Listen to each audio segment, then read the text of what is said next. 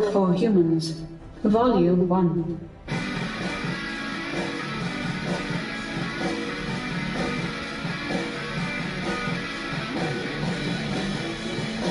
Welcome to Improv for Humans with Matt Besser. That's me. This is the best of Improv for Humans, Volume 1. That's right. The forums helped me put it together. Thank you, Earwolf Forums, Improv for Humans section.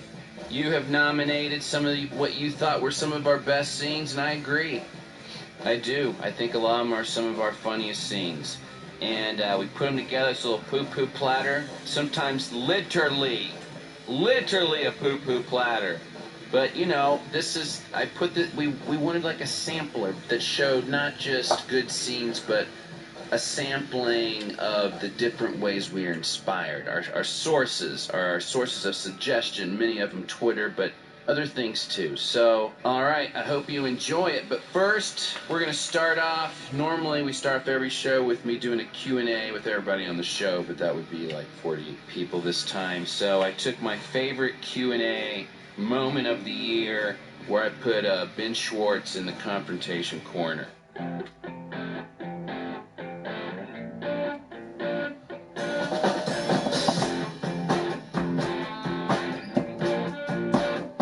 Ben Schwartz. Yeah. Okay. You claimed on the last time you were on Improv for Humans that you're non-confrontational. I'm not. I'm very not. Okay, I like to see the line. Oh, I hate this. Every time this is so awkward. This is not confrontational. I'm going to put you through a scenario. Make Charlie be the guy in the scenario.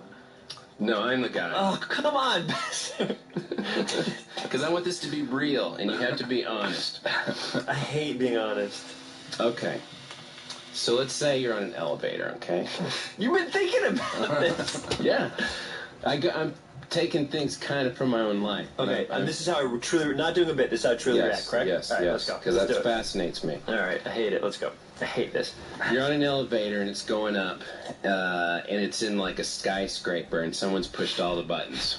Okay, but you can't get off because there's like a guard on every floor when it opens. So you have no way. A guard guarding me from not leaving the elevator? Well, everybody, not just you. That makes sense. There's buildings like that. Am I right? Yeah, every floor has a private business with security. Right, exactly. So you can't get off. That can't be your solution to this problem. So you're going up the skyscraper, and someone's pushed all the buttons. So this is going to take forever. Also, next week is one of the biggest weeks of your life. You're going to get married at the end of the week. You have a callback to a Woody Allen movie. And which one is more important, marriage? That's up to you, but it is we're being real, and you're trying to fit them all in because they are so all big.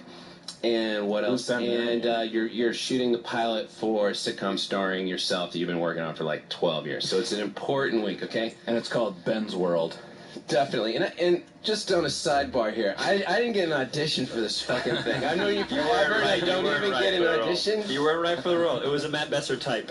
It wasn't Matt Besser. Okay, anyway, you were too much of what we needed. Someone's coughing.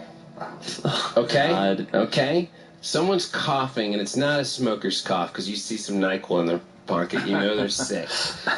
They're coughing, and you don't have any arms in this scenario. What is it? This scenario is no longer truthful. There's an elevator I can't get off. I'm on a skyscraper I can't get off. And also there's a gentleman. I have no arms. And how did I must be amazing with women. I got married, and I'm like, what Woody Allen movie is this where I have no arms? And this TV show no arms. And then the TV show is a spring off of this Woody Allen movie? I hate this scenario. Okay, I'll give you arms. No, I don't want them. No, I don't want them. I don't have arms. No, I want your scenario. I have no arms. So this guy is coughing. He's sick, and you have no arms. That's it. What are you gonna do? What is there to do? I would honestly, what I would do is I would get as close to one of the sides of the elevator as I can. So if we're being truthful, so like if he's coughing in a certain direction, I'd get away from him as much as I could, and I'd put my head down. You can't see the thing. If I had hands, I'd use my hands to put my. Oh, you see, you had to get hands. Yeah, you're right. Well, you said I had no arms. You didn't say I had hands. I got hands attached to my torso. So I would go like this. I'd put my thing down. But what's the point of yelling, Besser? You can't do anything. He's pressed all the buttons. Yelling? Why do you have to yell? Because this is always confrontational stuff you bring up. No, I'm being... I want it... I would go to the corner. And Why can't you just say, I'm sorry, sir, do you mind covering your mouth when you cough? Why does it have to go straight to yelling? Oh, wow.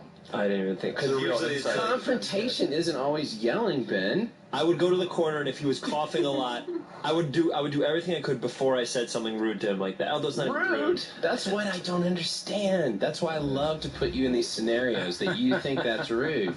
I would say something to him if he was going insane. I was like, does he have arms? Yeah. Oh, he does?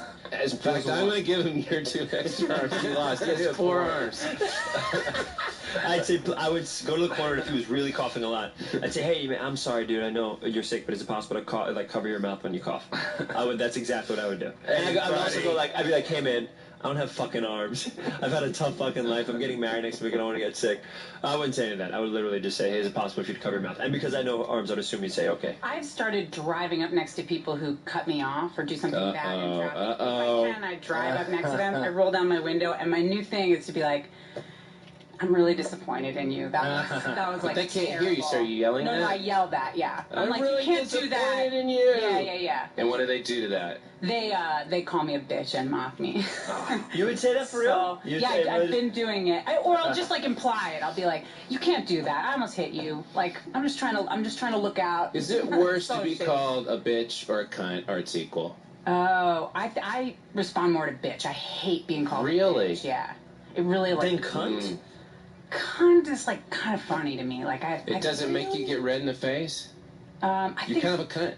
Oh, didn't you kind of just, see? I don't It's a powerful word. Love it. I don't Even love joking it. around. It's a hard word, man. That's a tough one. Even when I'm on stage, I try not to say that. It's a tough word. Have you ever called anyone that ever? In real life? In real life. No, never. Really? On stage, I have. I've never in my time. Holy shit, I know Charlie has. He's called me a cunt on stage. On stage, yeah. absolutely.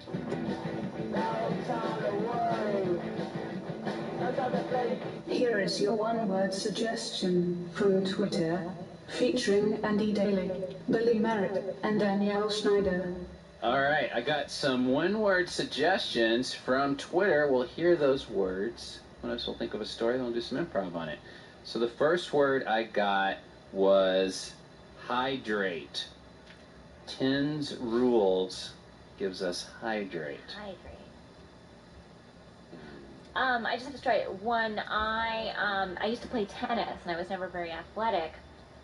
And I was playing, and I was always like second doubles, which is like the worst. There was like first singles, second singles, first doubles, second doubles, and second doubles was like the reject spot. I guess it's like the outfield of tennis. What does it mean? Right playing? field. What do you play then? I just know you Oh, just is this play when doubles. there's 4 people on the court? Yeah. Oh, wow. So, I thought that was implied in the doubles. Wait, I meant 4 people on one side. It's like second doubles. No, it just meant like your ranking, basically. You're the worst. Like, you're not the You're thinking of quad star. tennis. I'm thinking of quad tennis. Yeah. And so I was terrible. I never won a match. And then I was playing against this little redhead girl who was very pale and had glasses and was definitely like just this weak little thing. And we were playing against each other, and I was actually winning because she was like totally dehydrated. Like she just was not good for the sun at all. And then so we're playing. I'm playing terribly and still winning, so that feels awesome. And then all of a sudden she passes out on the tennis courts and falls onto her glasses and starts bleeding outside of her eyes and face. And I turned to my mother and I said, "Does this mean I won?" And she's like, "Yes." And I started jumping up and down like a mad person with like my arms in the air going, I won. And my mother had to like take me aside and be like, "You don't do that, Danielle. You won because she had to forfeit because she's going to the hospital." I got some bad news about your match tomorrow. What's wrong? We're going to have to call off the match. Why? I'm ready. I know, this is the championship. I know. I This think is I the can title. win this. I think I can win this. Well, you'll never win this. Why? Harvey Lander, your opponent, he passed away of a heart attack last night. Awesome. What's that? Awesome. I won, right? If he can't play, I won the belt game. does go to you by default, but you didn't win. You guys never competed. But I got the belt, right? Billy, I don't know if he's dead. He passed away. You guys we trained talked about together that. for the Olympics, right? Yeah, Didn't you? You knew him. Yeah, I knew him. I knew him well. He died last night. I know, which means I have won the match. I've got the belt. Well, you didn't Is that win true the or not? match. Is it true or not? The belt falls to you. You were the challenger. Now it falls to you. I Yes. don't like how you're saying it just falls to me. You didn't beat him. You never I fought didn't him. die. Did I die? No. Then I won. If that's how you want to look at it, I thought I was breaking some news to you about a friend, is how I was looking at this conversation. Don't you want to... I will find time to mourn. If I have to mourn, I'll mourn. But right now... You should call his wife. You guys were tight. Welcome, everyone, on this somber occasion as we celebrate the life of a dear, dear friend and say goodbye to him. Number one! Hey, Billy, shut What? up. I'm sorry. I was just... Sorry, Tom. Sorry. My husband was a wonderful man, and I'll miss him. The one thing that he always said to me is like, I just want to die a winner. And I feel like he did, because the last tournament, I think it was with you, Billy, that he... Yeah, I beat him. I beat him in that. No. Match never happened, actually. But I showed up for the match, and I... Well, Go ahead. at least he died a winner. You know, he didn't lose one, and I feel like that's, you know, a huge... He's a winner in all of our hearts. Yeah. Definitely. I'm sorry. Can I object? Can I object at a funeral? Excuse me? I think that's a wedding thing. Don't do that. I'm just saying I won that match. I don't think he died a winner because I was there and I showed up for the match. Yeah, I gotta side with you on that. Yeah, Who are you? Your husband did not die. What's that? Who are you? I'm an officiant for various sporting events and things.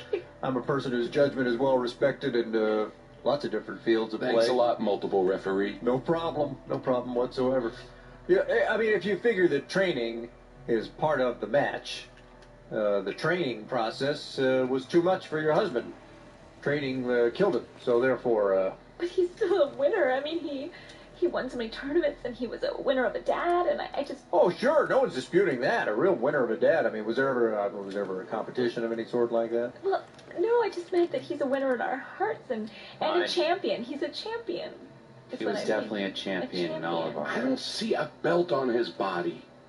I think this is the belt right here. I have the belt. Why are you wearing it to my husband's funeral? I can't believe you wore a And belt you're with shirtless? black... Why are you shirtless? Okay, I can Billy, explain that. put on your shirt. And he has a cape on. Like, You can't see the belt of my shirt.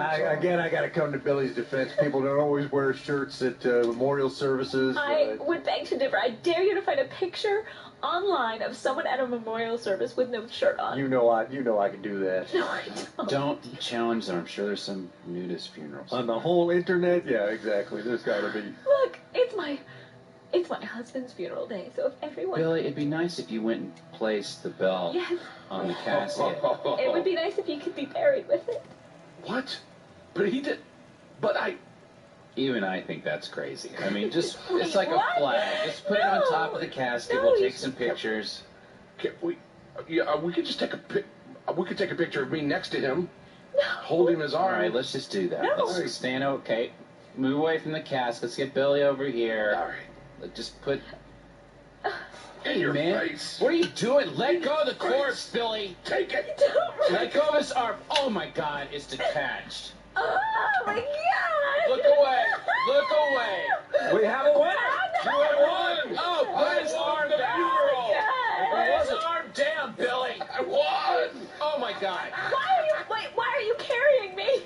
Because I won everything. I You win did the not wife. get me. This is crazy. Isn't that true, multiple referee? I got to weigh in here again. Yeah, I mean, I think he did win the wife of the vanquished man. I am, those are the rules as I imagine them to be. We cut to the house of the multiple referee.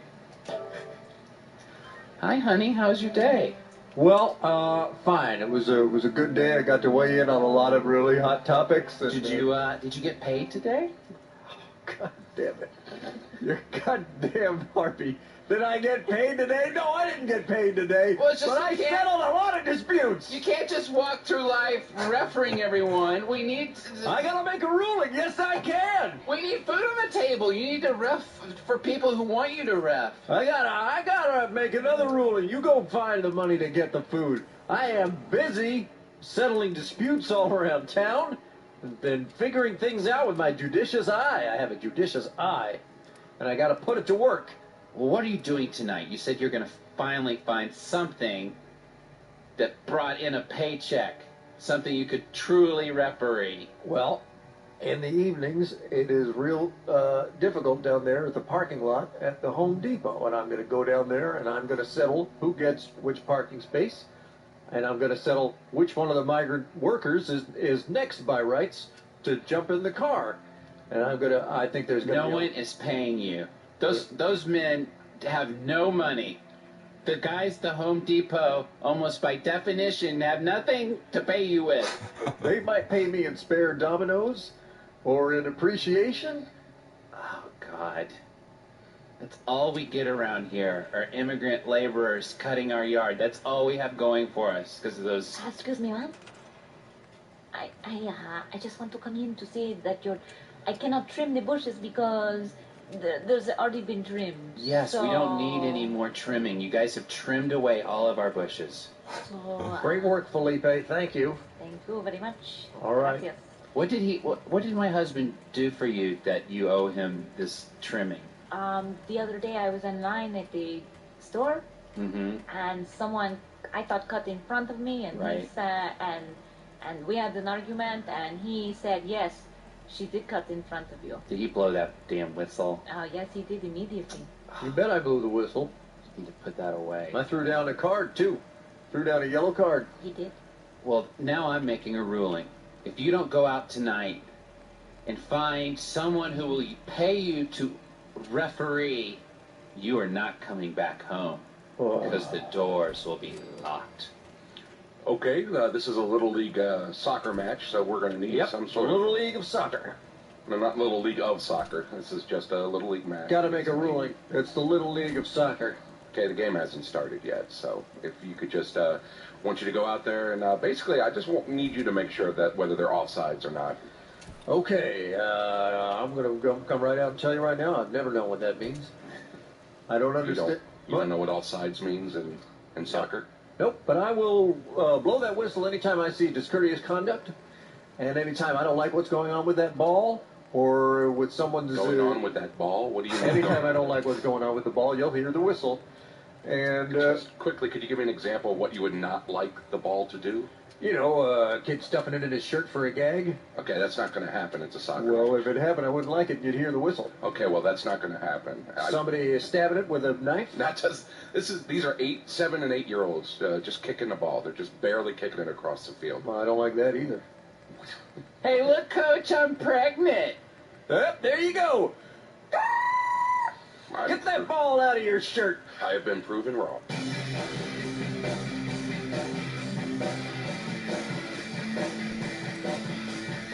Crap on YouTube, featuring Jason Mitsoukas, Lennon Parham, and Jessica St. Clair.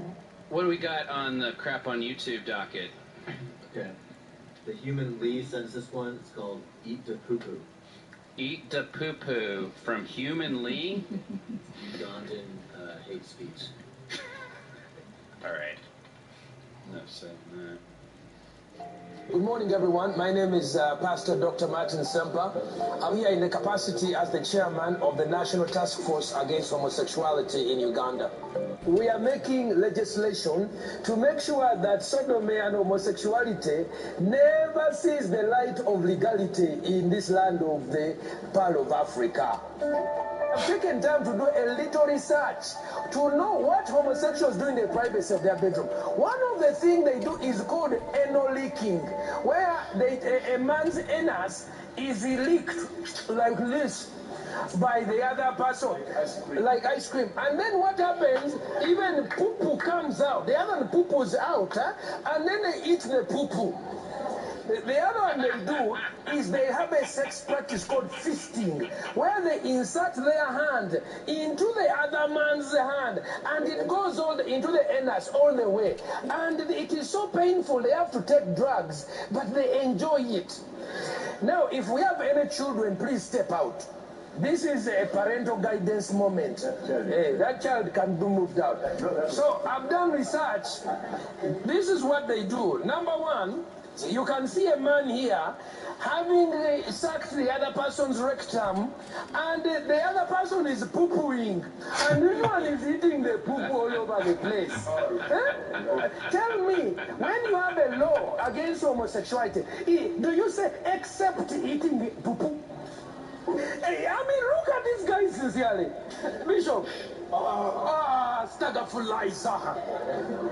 Huh? Hajat, we do not want this sickness. This is sick, and it's therefore deviant. We do not want it. Now, they start off by touching each other's genitals and smelling each other. Hey, I hear that they're going to have one of them, vegetarian restaurants in town. What? You know what vegetarians do? No, what do they do? You know how they don't eat meat? Yeah. What they do is they only eat the bark off a tree. like a beaver. They'll go up to the tree, just gnaw off the bark. Just eat that poor tree's bark off. Oh, my God. 'Cause they don't eat meat. I don't believe it. Really? No, that can't be true. What do you think a vegetarian is? Someone who grows their own grass.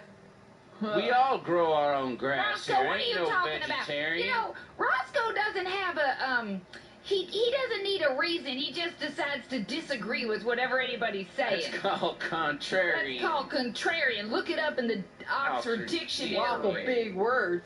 Did you just say waffle big words? Yeah, I love to eat waffles. Roscoe, listen, we need to get something together to get these, these vegetarians, educate people. My sister's new boyfriend that she met at college is a vegetarian. What's he eat? He just mainly eats ramen noodles and tofus. Sounds like an Asian vegetarian. The worst kind. Yum, That's yum. the word, Mr. Yum Yum. If you want, I can set up a meeting with him. You can pick his brain. Yeah, I'll pick his brain all right. A week later. We heard about you. Yeah, we heard about you. What's your name? Pete? Pete. You guys are friends with Roscoe, right? Pete, as I eat Pete Moss. Yeah. Wherever it is, I don't care where it's hanging, because I don't eat meat. Yeah, Pete as in I'm half beaver. What does that mean? Because I gnaw on a bunch of logs. So Pete, the name Pete implies half beaver? Yeah, look it up. How? Pete to Pete Moss, I get. Pete to half beaver because I gnaw on logs. Yeah. Frankly, I don't get that. Y'all protest too much. Yeah, you do. Answer the question. Do you eat the bark off of trees? No, I don't eat the bark off of Ever? trees. No, I wouldn't. No. When you celebrate?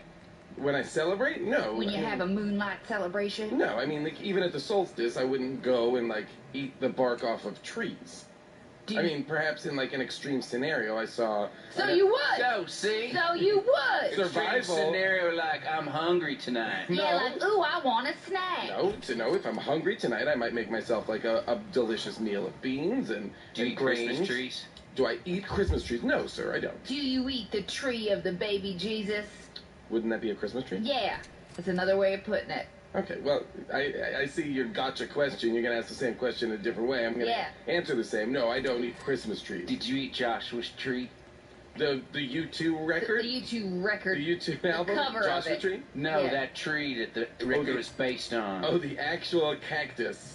No, I did not. Although, interesting, you can eat certain cactuses. I'd say I knew it. Crazy man eating needles like a... No, not needles, just beaver eating a porcupine. Yeah. A beaver eating a porcupine? No. Yeah. They are enemies in the wild. I don't think beavers eat porcupines. Yeah, exactly, because they're not crazy like vegetarians.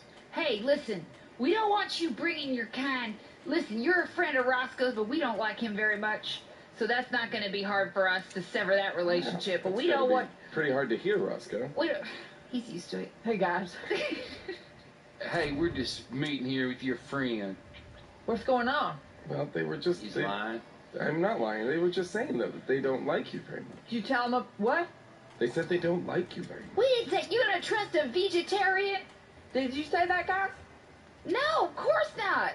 Guys, look me in the eye like I'm a dumb chicken and tell me the truth. Yeah, she said it. Well, I'll be. Roscoe. Hey, Are we gonna do this in front of the vegetarian? come on, let's not do this in front of the vegetarian. You know what? I'd rather hang out with this vegetarian any old day than a bunch of two-faced meat eaters. Really? That's the type of life you wanna live now? You don't even know what tofu's made out That of. alternative, it's made out of baby skin. It is not. But that's stupid. It's made out of baby fat. Nope. Baby fat skin. There's the baby's fat. They lose their fat. Where's it go? Where's it go? Where's it go? Inquiring minds want to know. Some people don't lose their baby fats till they're well in their 20s. It is not made of baby fat. I can guarantee that. It is a soy product. Why should we believe you, vegetarian? You don't have to believe me. You can look it up. The Oxford You know, a English lot of Dictionary. vegetarians are babysitters. Isn't that an odd coincidence? Yeah, that's very odd. Why would that be? You know, in the Babysitters Club, both Elizabeth and the other hot one, Jessica, they're both vegetarians. Every redneck in town knows that about the Babysitter Club. Hey, how'd you get the baby fat out of people? Do you secrete it? Does it secrete out of an opening? You don't get the baby fat out of anybody. Squeeze Tofu it out made of the from soft soy. spot. Nope. Yeah. Put a siphon in the soft spot and Put a squeeze up from the siphon bottom. in the baby. The idea- Soft spot. I'll be honest, the idea that you guys can come up with these specifics is way more alarming than you We're thinking that I farmers. do This is it. how we think. Yeah, you gotta be a problem solver, because then you got your pigs eating your chicken food and your chickens over got there your with pigs your eating horse. chicken, There's clouds, and sometimes it rains, and then it doesn't rain, and then what you gonna do? Yeah. I can't tell if that's the beginning of a song, the end of a It's song, the preamble or- to a song. or just a sing-songy way of talking. You got your pigs and your chicken food, and chickens on the horse, and the corn, and the feed, and the pen with the spiders and the Sometimes it's sung in a round. It's not sung It's a well. fugue. It's a fugue. Oh, I'm sorry. You used to be on the sing-off? Oh, I'm sorry, you follow fish? You're not fish. Heard it once, and then I threw up. Oh, that's too bad, because I was just going to say they're you're a playing fan it of again. fish? No, I'm not a fan of fish. I heard it once, and it made me sick. Oh, okay. Well, that's cool. It can't be that you're a fan of fish and are just saying that you're not to not embarrass yourself, because I was going to say I've got 4 tickets to an upcoming fish show. I'm sure you do, where you round up all the babies and suck out their fat. No, it's just Why would anybody want to get into an arena and look at a bunch of fish? Oh, Roscoe, I see the mistake you're making. No, we're talking about a band. And I understand this. Clear it up for him. Yeah. Come on, Roscoe. Be smarter than that. You know that Roscoe's great-great-grandfather was half chicken. That's part of the problem. Oh, that is biologically impossible, but You I'll see, keep Fish going. is a jam band. Yep. They get up on stage and they make jam. Oh, look at who knows a little bit about fish, huh? Yeah. Yeah, they make different Interesting. types of jam. Different Mulberry types of jam and Peach, Oh, wait a minute. cranberry Actually, jam and peach Harry, jam. This is- Harry Blueberry. Not to discount that the members Hairy of blueberry Fish jam. might be into canning preserves, but that is not who Fish is. Fish are a band. They are a jam band based out of Vermont. Trey Anastasio, Mike Gordon, John Fishman, I believe, and there's maybe more. I'm not Don't sure. forget Paige. Oh yeah, Paige. Thank you. I happen to know that. They play very long songs. But you guys aren't into it, so I won't offer you my extra tickets. Don't worry about it. Well, we wouldn't want to go even if you did offer it to us. Okay, that's fine. I'd go just to figure out how you siphon the baby fat. Where are they playing at? Roscoe, he's getting They're sucked playing in. at the Forum The Forum. in the city. Oh, They're playing I'm in not the going city. into no city. Crossing those bridges and those tires be blowing it right up. Yeah, that's true. That is true. That's They're not always really true. trying to blow up our bridges. They haven't blown up a single bridge. They do it in all those movies with them Affleck. Yep. Yep. Netflix. With them Netflix. No, Affleck. Affleck, the insurance with the Affleck, ducks. What are you either talking Ben about? or Casey Affleck. Les Casey. Les Casey. More Ben. Ben. Yeah. Are we talking about Affleck, the Afflecks, or Netflix? Or Netflix. You never know with Roscoe. It works either way. I say we go. To the fish show? I'd love it if you guys came with me. What do y'all say? I got a bunch of bait I can bring, and I got a couple extra poles. We've already been over it. There ain't no fish in the fish show. There ain't no fish there, but I got some sinkers and some bobbers. Yeah. And while we're at it, I got a couple shiny lures. Roscoe, they're not real fish, but I got a big net. No, this doesn't matter. Oh, y'all.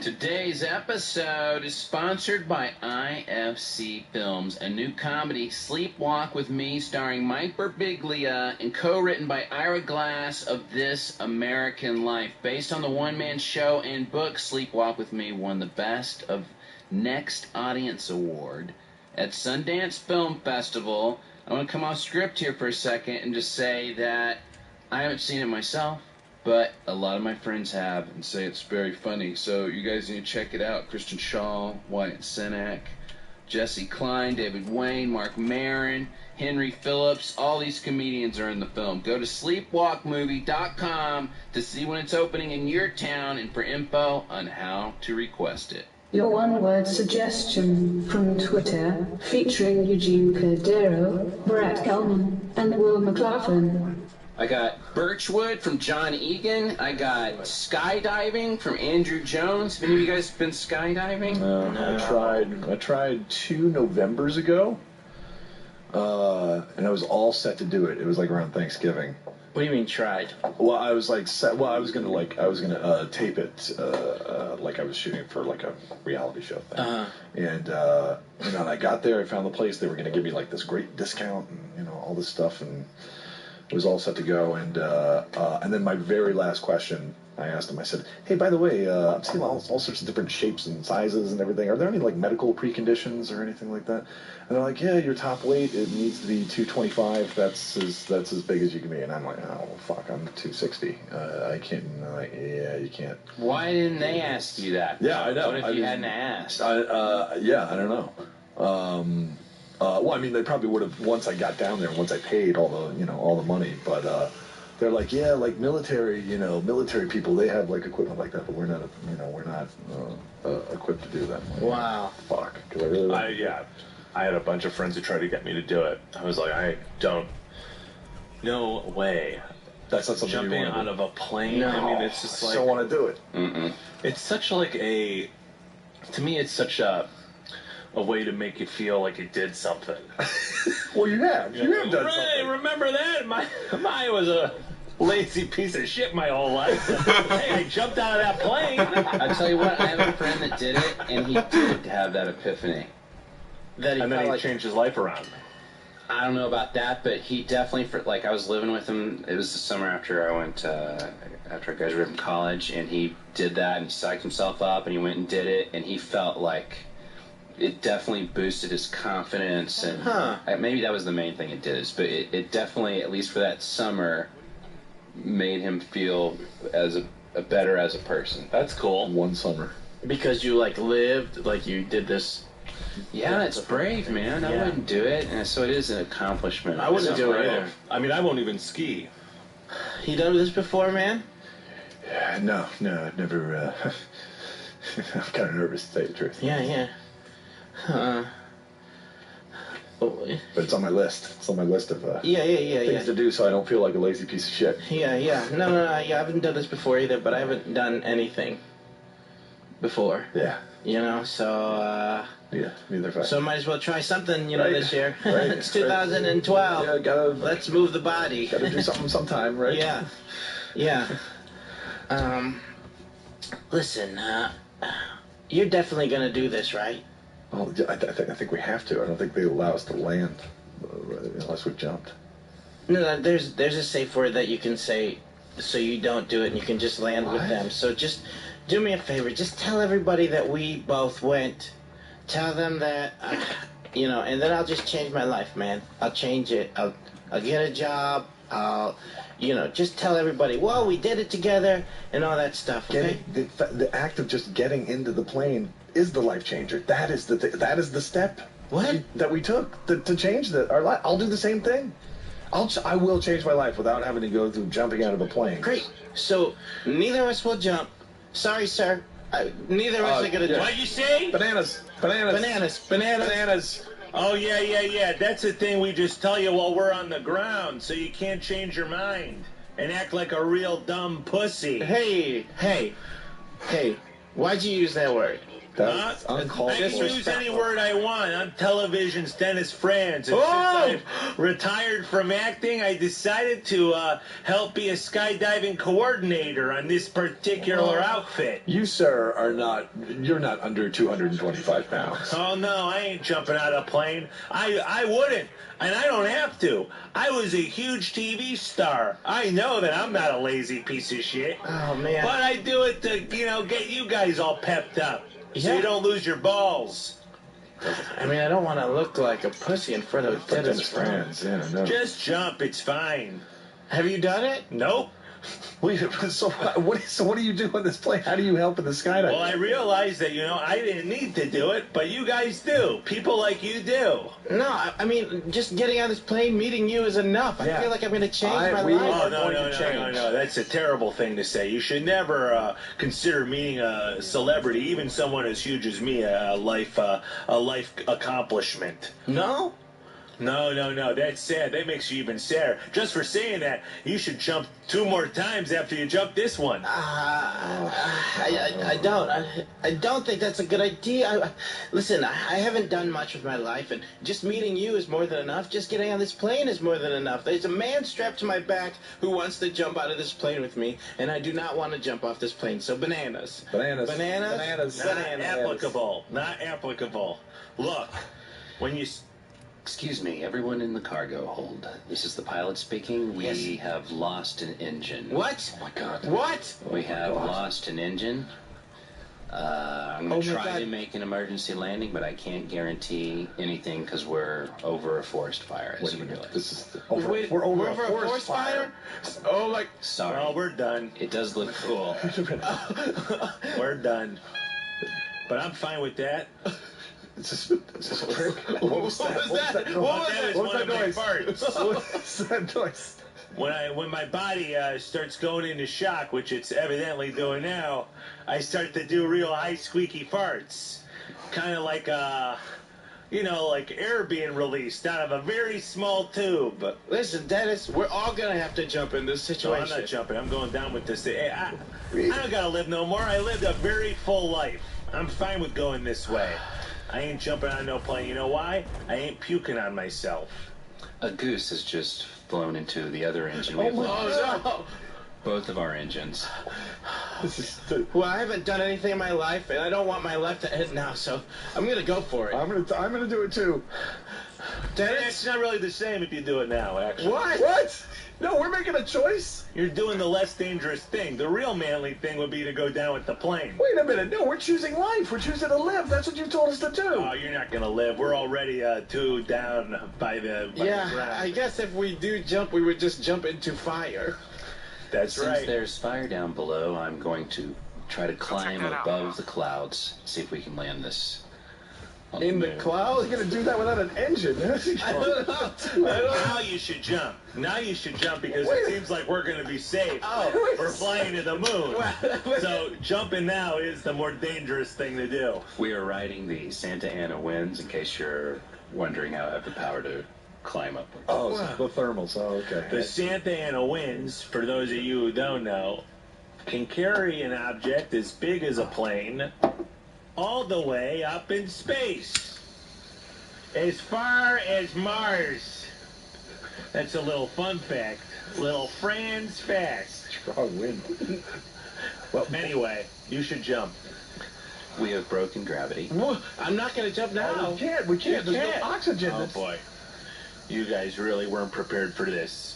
Eh? No. To be like men. Not at all. You woke up this morning thinking that you were going to be men. Yes. You didn't really prepare yourselves. Guess not. No, this is kind of a whim. There's only one spacesuit in the cargo area. You're going to have to choose among yourselves who gets it. I'll be using the pilot spacesuit. Goodbye. Well, this suit is obviously mine. What? I thought you'd go down with the plane. Yeah, no. Well, now we got this suit option. I'm definitely taking that. I'm not an idiot. Wait a minute. You said that was the brave option was to go down with a ship. That's what you do. That's what you would do. What you would do. I don't need to do that. I've already been brave. I had a multi-decade year in show business. You can't get much more braver than that, my friend. And simulation off. Oh. Okay, so do you guys think you're ready to really go up there and experience all the things that could possibly happen? You could run into an old detective actor from the 80s. You might be forced into moon space, moon travel. All sorts of things can happen. I know. I went on a roller coaster of emotions, but I feel like right at that last second, I was like, "Yep, I could do this." Really? Because it seemed like you guys were scared from the beginning and trying to get out. You were shouting bananas, even though the safe word was porcupine. I didn't understand that. That's why. Fair enough. I have a question. Yes? How was my friends? It was okay. It was okay. Really? I've been watching episodes of NYPD Blue and Hill Street Blues for about a month now. Really trying to get down the cadence. For being such a effeminate man, I don't say that it's an insult at all. It is impressive that you can pull off a brawny Chicago accent. It was very, very convincing. I felt like. Thank you. Well, I've got that in me too. As in. Yeah, I don't want to make a joke, but when you say "in me," as in. Dick in you? Yeah. I shouldn't have said that. I'm sorry. That was a test. I'm part of the Anti-Defamation Homosexual League. Simulation off. Simulation. Oh no, have I failed? Yeah. You homophobic piece of shit. How long has this simulation been going on? Your entire life. I've been working here for 20 years. 20 years, that's what it's been. We've got a big case on you, my friend. We've been trying to nab you for a long time. What about my family? Are they real? Oh, your family? No, of course they're not real. They're agents. They're agents of the Anti-Defamation League. Yes. At least they're not virtual reality avatars. Because I think my wife really has grown to love me over these 20 years, even if she is an agent. And simulation end. That is how you break the fourth wall, the fifth wall, and the sixth wall in your acting. This has been the Dennis France How to Act Instructional Video Cassette Series. That's right, only on cassette. No DVDs, no internet. CassetteAudible.com. What is Bothering You? Featuring Adam McKay and Chris Gethard. Okay, and that gets us into the improv, and we usually jump into the Twitter, but this organically just goes right into one thing I wanted to talk about, and it was the Avengers, okay? Oh, yeah. That's going to be my first discussion here, and I had this argument on Memorial Day with Chris. I don't know if it was an argument, it was discussion at least. I did not like the Avengers. What? I loved it. Loved it. I am a huge fan of superhero movies, let me say. You're a madman. I liked the X-Men. I thought the last X-Men was one of the best movies, period, I've ever seen, so I like superhero movies. Such a madman. Okay, just before I go any further, do you think Avengers is better than the last X-Men's movie? Without a doubt. What? Last 45 minutes of Avengers, best superhero filmmaking ever. Oh my god. Beginning a little slow, I'm going to give it to you, but last 45 minutes, literally But jaw-dropping. just action, that's all it Also, was. sense of humor, like the point of view of it, the fact that like the way the shots were composed. Okay, let's get into this. This is the Hulk. Awesome. Why bring Awesome. him up in the ship? Why do you bring him up in the ship if he's so chaotic? Can't we find another doctor that's good at gamma ray Turns out he had control. technology? Turns out he had, well, they knew it. S.H.I.E.L.D. knows everything. He had the ability to control his Hulk transformation. There was more intelligence when he became Hulk. It's the first time I wrote the Hulk. So Doc Fury had the intelligence that this was going to be okay, and the insight. Sergeant Fury. Sorry, Sergeant Fury. Yeah. He had the intuition that. Actually, he might be Captain now. Did he write? I know, like in the old comics, he was Sergeant Fury. Go ahead. Sorry. But was it his intuition that it would be okay that overrides the risk of him being on this important mission and going chaotic? They had a containment cell. He wasn't in it. They had a containment cell. Look, how do you get him? He's outside the containment cell. Wait a minute, though. Let's go through the last X-Men as far as logical holes. Come on. You can't do that to superhero movies. If they're in the ballpark, you give them the break. Because superhero premise is ridiculous right off the bat. But what I can buy, I like to buy every step of the way. So the Hulk, he goes crazy on Black Widow when he turns to the Hulk, and he almost kills one of his allies. But then an hour later, he has it under control, and he knows how to just fight the bad guys. How's that work? Yes, what you just said is true. How's that work? Yes. I don't care. Hulk is the G.G. Allen of superheroes. Yeah. And the band is cooler for having him there. Hey guys, let's get all. Sergeant Fury, can you come in here? Yeah, what is it? Is it Captain or Sergeant? I didn't get the It's memo. Captain. I'm not hung up on it, but it's Captain. Okay, There was a memo. congratulations. Can we figure out why you didn't get the memo? Because it clearly was sent out. Everything's encrypted around here, and by the time I get stuff decrypted, you're moved on to a new position. We'll let it go. Captain Fury, and I just want to be clear. I knew. I was okay, aware. Who are you? I was aware of the captain. It's me. It's Dum Dum Dugan. Hey, Dum Dum Dugan. Yeah. All right. I just got a memo that we want to bring Dr. Banner in here to help with the gamma ray. That's correct, sir. Okay. He's the Hulk. He's AKA the Hulk, right? Right. Yeah. He never says it. He doesn't like to go. This was actually Dum Dum's idea, and despite his name, I think it's pretty sharp. Here's what we're thinking. We get him up here with the rest of the Avengers. Okay. Let them bond. Let them have some time together. Sit back, have coffee, talk about... When you say bond, do you mean over a few months? Because this Loki problem is now. No, I don't mean over a few months. I mean for like a day. We let them just hang out. I think the bonding... I think without the bonding, you can't stop Loki. I think it's that essential. I agree, but I don't see how everyone's going to bond in a day enough to calm Hulk down. Well, I'm willing to admit that if this goes wrong, it'll be a disaster. Yeah. But if it goes right, man, is it going to work. He'll say really? That. Man, is it going to work. Why is it going to work so much better? We've already got a lot of muscle here. I'm on Rolodex. 3 great gamma ray scientists who don't turn into monsters. Right. They're just straight up scientists. Right. Can't we bring one of them on board instead to figure out the It's not enough. It's not enough. We feel we need the extra push from Hulk, and the bonding is not some random thing. We've actually planned activities all day. Dum Dum's going to lead a circle where everyone introduces themselves, says their favorite movie. All right, we cut to the bonding session with the Avengers. So if everybody wants to just say 2 things that are true and 1 thing that's a lie, then everybody else, you have to guess which one is the lie. I am the god of thunder. I do not understand why I'm sitting Indian style. Because, we all just want to be really open and honest here, and everybody's on the same level, Thor, so... I'm Black Widow. Once again, they didn't want to let me up here. They're like, are you an Avenger? I'm like, yeah, I'm one of the fucking Avengers. What's going on? She has no powers. She has a couple weapons, and she can do gymnastics. I can shoot 2 handguns at once. That is a power. Is that the lie, or is that one of the truths? Is that part of the bonding exercise, or just the discussion? You think that's a lie?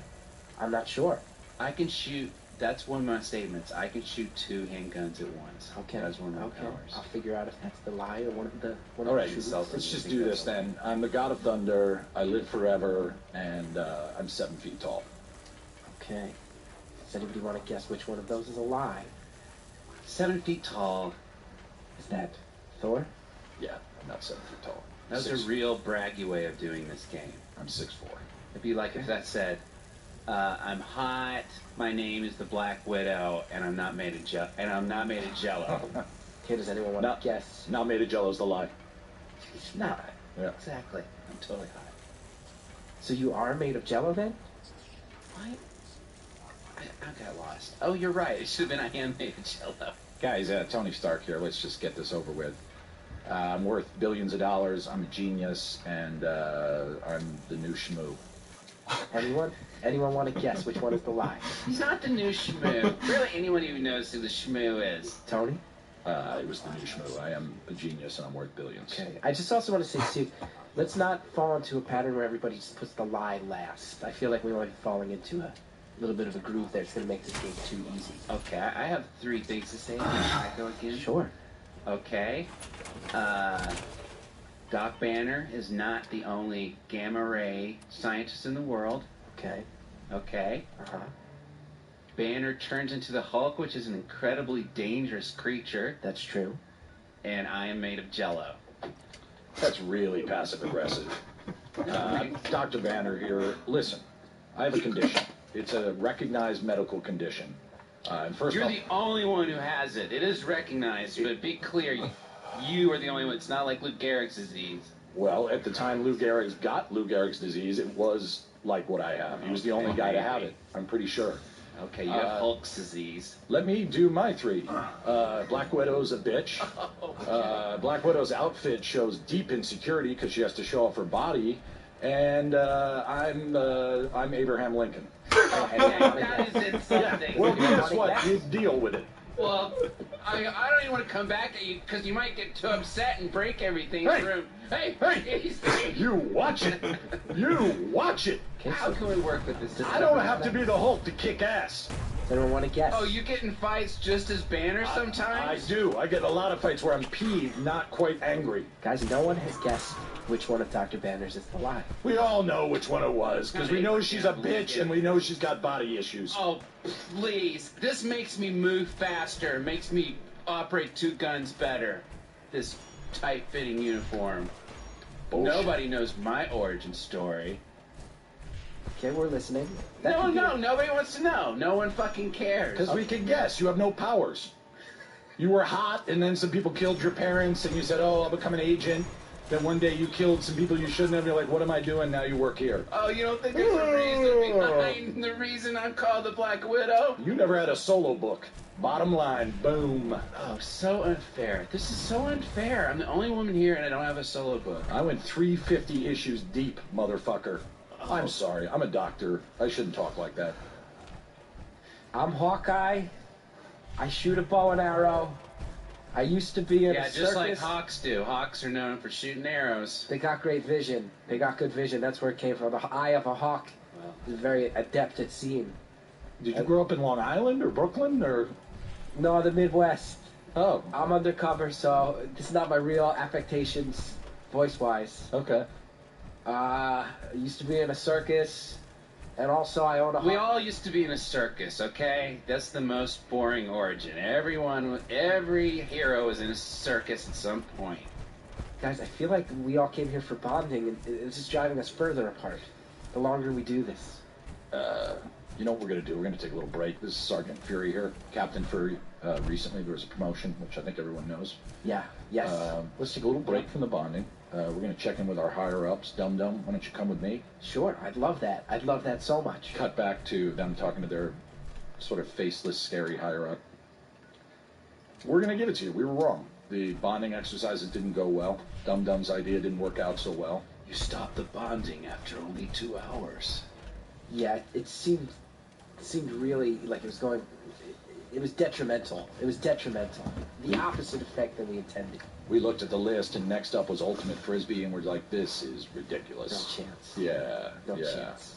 A week later, we cut to a fragment of a planet millions of galaxies away. We see Dum Dum on it talking to a shadowy figure. Dum Dum, how did your bonding exercises go with the Avengers? Let me tell you, they didn't go well. I know you suggested those, but they didn't turn out that great. That was the plan, idiot. Really? I don't like the Avengers. Wait, what? Did you not get that? Wait, I had no idea. I thought you were giving me actual advice. I thought that was real advice.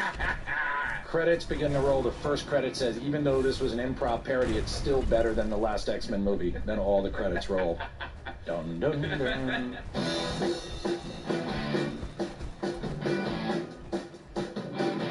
Here is your one-word suggestion from Twitter, featuring Horatio Sands, Sean Conroy, and Matt Walsh. Ladies and gentlemen, I got new Twitter suggestions coming in hot off the presses. Robert Shelley says, dance. Carrie Crowder says, goblet. Everybody has a good goblet story.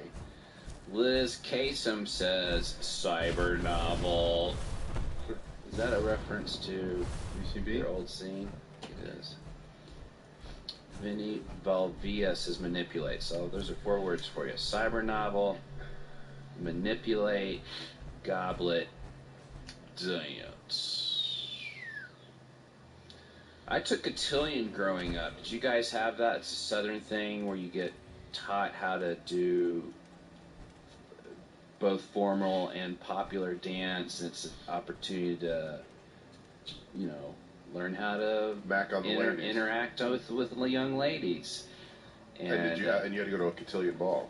Yeah, and then at the end you have the big, it's the Easter ball. Do you bring a date or you meet it? You pick This up. is what happens. It's so funny, but it's basically the upper middle class kids of Little Rock in my case, and we'd go to the country club. And no, you don't bring a date. You arrive in a carpool of probably your gender.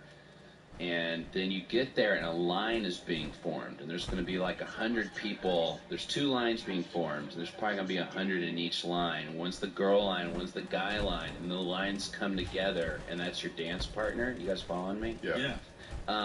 So what would happen is people would line up, and then guess what happened? Start jockeying for position. People would start jockeying for position. So you'd see everyone counting down the line. 1, 2, 3, 4, switching 5. places? Yeah. It would be crazy. So it'd be like, I'm 38, and she's 38. Oh, man, she's a dog. Yeah.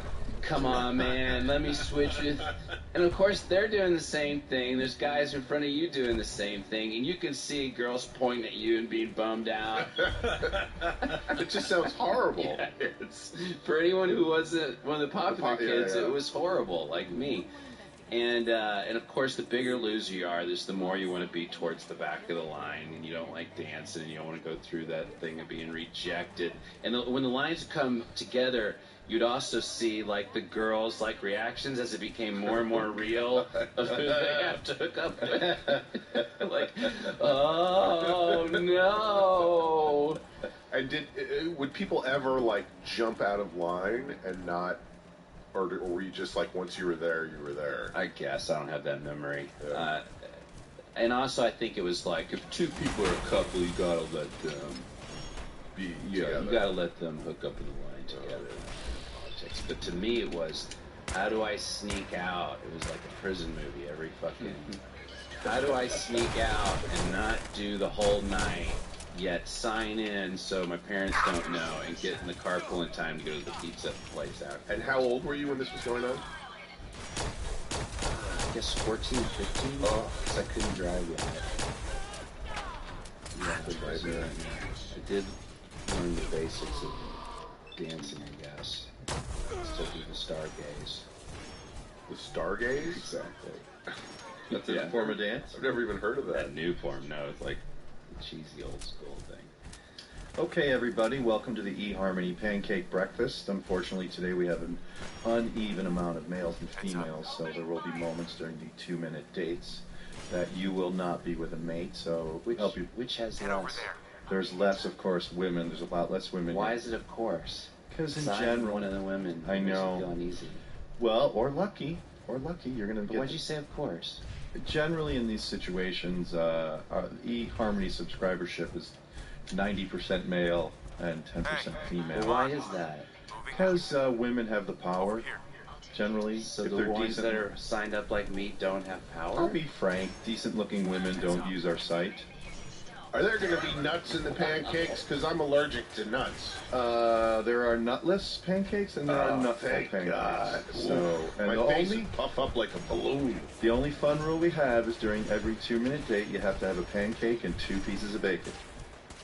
Isn't that fun? That is fun. I love it. I am on a strict diet. I don't know about this. Is the one rule? Are you allowed to have more than 2 pieces of bacon in the 2 minutes? Of course, but remember, there's going to be multiple dates today. We have a few hours to spend with each other.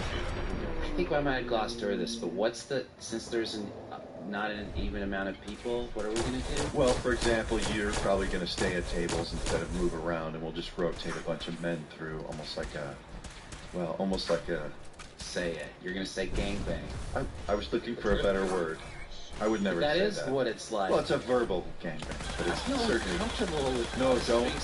Being forced to eat bacon. Okay, ready? And you sit down, miss. And Okay, here's your pancake. don't force me down with your hands. Sit down like a lady. Watch your posture. Watch your posture. Shoulders back. I guess I'll take this seat. All right, here we go. And start the clock. How long? Fredo, start the clock. How long is it? Sorry. 2 minutes. Fredo. And go. Okay. Hi, my name is Celia. Ooh, Celia, hey, I'm Don. Hey, Don. So... Are you going to eat that bacon?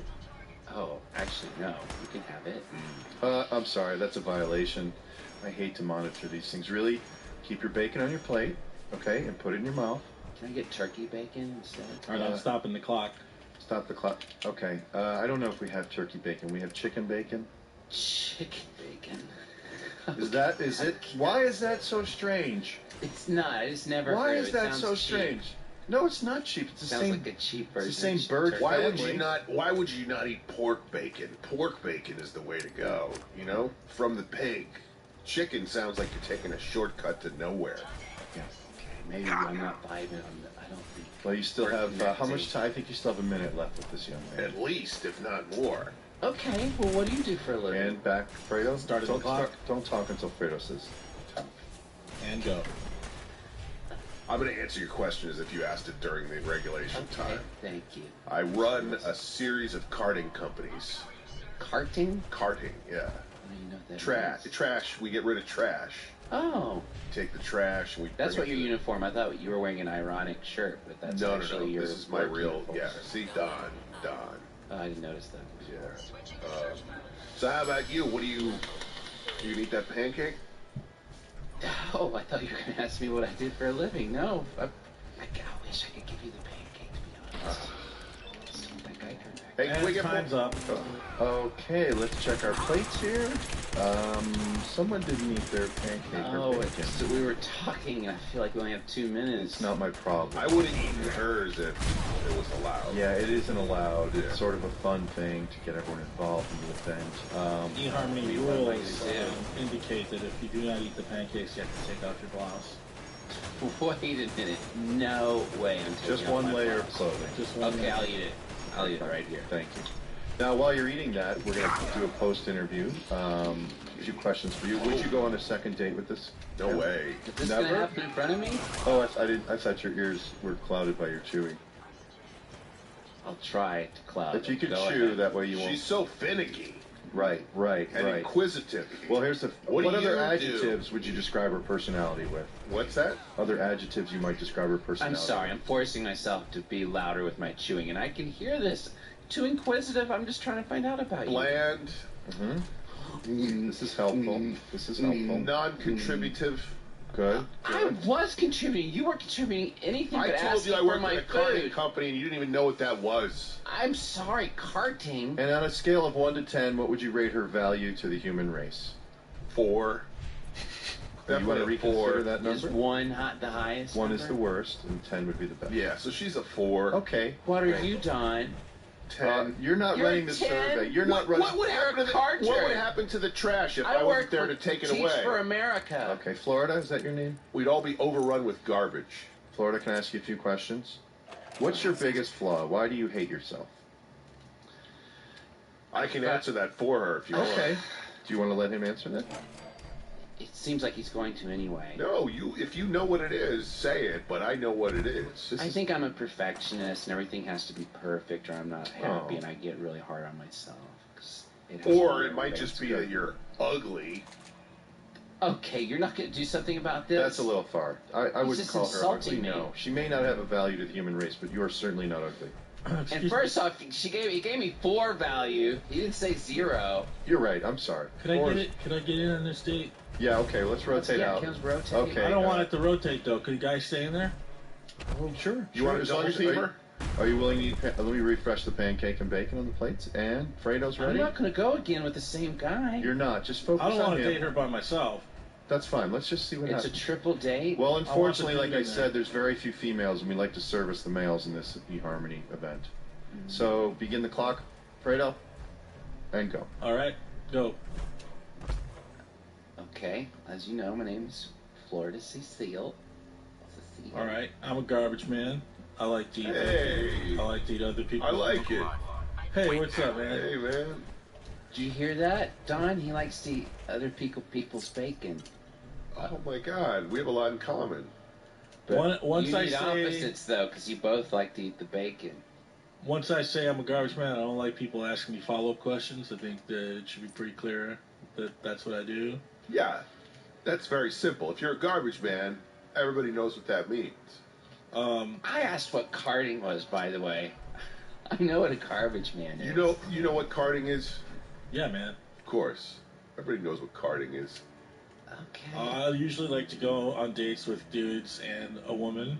That way, I could, if there's a lull in the conversation, I could always talk about dude stuff.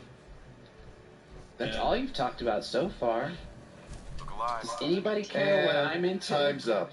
No one asked You me did not any eat questions. your pancake, Florida. So you're now going into a spin the bottle round. So now you have to pick one of these gentlemen for a spin the bottle round. I'm not going to do that. Well, then This you have is to not- eat. You're backlogged on pancakes. I see 2 pancakes and 4 I feel strips like I'm of really getting sick. But if the choice is being sexual with one of these men, I'm No, not just gonna spin do the that. bottle. Well, how about truth or dare? Fine, I'll do truth or dare. Which gentleman or both gentlemen? You can pick. Listen, either one honey, of you're those. no Kim Kardashian to be acting all princess bride on us. Well, am I Princess Bride or Kim Kardashian? I mean, we're just 2 guys who want to go on a date with one You girl. are acting a little princess. Truth or Bride. dare? Truth or dare? Okay. Truth. Okay, truth. Okay, truth. Wait a minute, I say that. Let's get it right.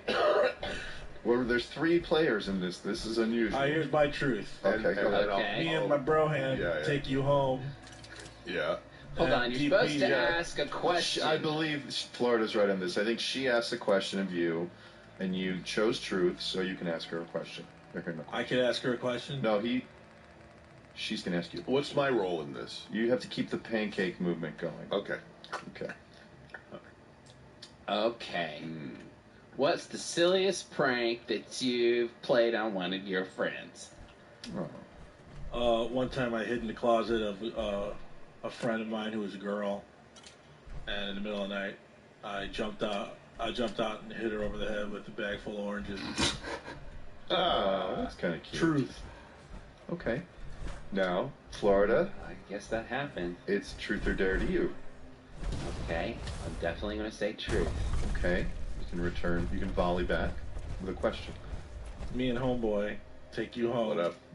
So it In sounds the like a form of a so question, far. yeah. I'm running the show here, okay, Florida? I feel like he's just setting up his question. So that Yeah, was I'm getting there. Oh, okay. I didn't recognize it, I guess, as a question. Me and homeboy take her home, get her drunk. I don't like this Um, question. I'm not sure I do either. Then I have sex with her while homeboy pushes me from the back to give me more thrust. Just to make it stronger, yeah. This is really... Well, I'm offended This is that a it's not a rape question. scenario. It's just gonna be a question. Meanwhile, he tags me out. He gets in there. I push him from the back. Yeah. Ugh. That's pretty great, right? There's the question. Oh, that's a yes or no question, ultimately. Doesn't have to be. That's Well, pretty great, right? So it's yes or no? I'm yeah. going to say no. I think I would almost agree with you. Almost. This is It's the worst. definitely This is no. the worst truth or dare I've ever been involved in. You're the worst player, and frankly, I don't like this whole thing, and I'm leaving. Oh, we're almost done. Okay, other garbage man. Can I have that bacon? No, you have to stay on your own plate. Other garbage man, you get to make a dare for Florida. You chose Now truth. I see why women don't sign up for eHarmony. I wish I'd read more about this. It's all in the But literature. women don't like to be forced to eat bacon. Just so you can take that feedback back to eHarmony. You don't speak for all women. We've had lots of women here who love the bacon pancake event. So I get to dare? I get to make a dare? Yeah, she is forced into a dare What scenario. does this become? I wanted dare to meet you. a nice guy. You did now your this becomes them forcing their sexual fantasies Do you on want? me. Do you want to go first? In all fairness, Go you could. first in what? You could ask. You could dare him to do something. I dare you to be nice to me. Oh. And treat me like a nice young lady who's just looking for love in this world. In a world where it's hard to meet people. You can still choose truth, though, if you don't like that dare. Yeah, I don't like that dare Okay. at all. So, truth. Truth. What? He hadn't gone yet, so he still has his truth left. Oh, great. Okay, truth. Why are you so afraid of women that you objectify them and treat the food on their plate with more importance than you do for their feelings? Because food is easy to manipulate and control and consume. But what about my feelings? I don't know anything about those. Yeah, that's another question. You only get one question. All right, now the dare, and we'll rotate. I think it's you hated everything so far. People my who turn hate. for a dare? Sure. I dare homeboy to take old girl Yes. to his house, give me a call on the celly, get me down there. He starts having sex with her. This dare's not happening. I push him from the back. 4 steps ago. After about an hour of Viagra Which is your love. favorite? Which is your favorite part? Pushing from the back or being pushed from the back? It's odd your need for extra thrust. Which do you like more? I like pushing, dude. I gotta admit, I like pushing. Why don't you do the Iditarod? That's a good point. Yeah, make it more of a healthy, good-natured use of that instead of some perverse use of it. Or don't do the Strangers. Iditarod, but while you're pushing it from the back, say mush, mush.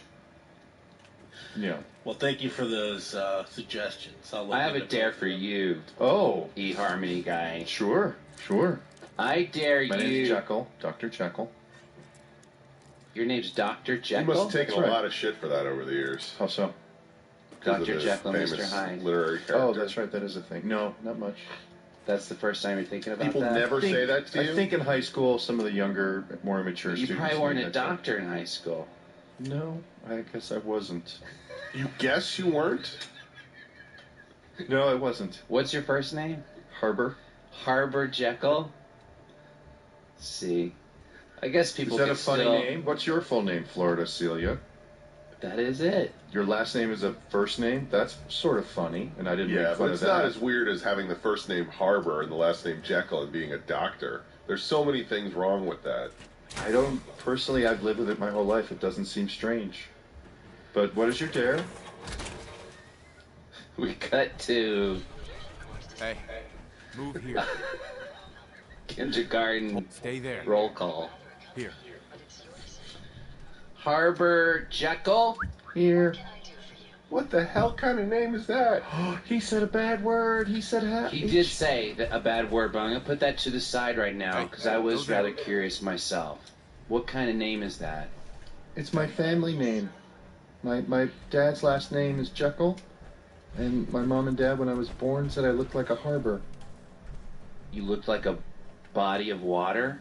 I guess so. Harbors have all different shapes. I don't understand. They were hippies, so they might have been a little high. Okay, you should know this because your parents haven't let you know. That I is trust- an unusual name. Is unusual bad because I trust you? Yes. Really? You should change it when you're legally ready to. Always remember this. My young dad Harbor. says my name will serve me like that boy named Sue. It'll make me a better boy. Wow, that was a made-up story in that. My Cash name song. is Reflecting Pool Quasimodo. That's an odd name. I think he It's was not joking. really my name. Oh. He was making a point that it's weird to name yourself. I don't after know a why you're body of interrupting water. roll call to point out how rare my name is, teacher. Because that's when your name is most important. But don't we have homework to go over? Or aren't we going to teach us Yeah, how to but this is read? the beginning of the entire year, and we really need to get to know each other. And obviously, if you hold on to that name, have you ever heard of Dr. Jekyll and Mr. Hyde? Mm-mm. It's a very famous horror novel. I can't read yet. That's why I'm telling you about it, and people are going to call you Dr. Jekyll and Mr. Hyde. My name is Why are you Puddle telling me about- Quixote. What? Puddle Quixote. That's a very strange name. It's not my real Exactly. name. But why are you telling me about things I might read in the future that won't pan out well? Because I'm just letting you know that you're going to be made fun of and ridiculed. But you're not a fortune teller. Maybe It's it like won't. if you're a girl and your name was I'm a hog. I understand that one. Well, what's your full And her name? middle name was Dick. What's my full name? Yeah. Cuntalina Hitler? You don't find that strange? What part of that is strange? Cunt is a Cuntalina? bad word. What did you just say? Don't say that word. It's in your name. It's part of my name. Well, Hitler's a bad name. Miss Hitler, I think it's funny that Harbor's name is Jekyll, where he looks more like Hyde. Are you going to reprimand him? Yes, he does. Are you going If Hyde was a body of water. Aren't you going to reprimand him for insulting me? You were just insulting me. Saying I had an odd name when I have a beautiful name. Hitler's a beautiful name? It's spelled with 2 T's, unlike the Nazi Hitler. It's different.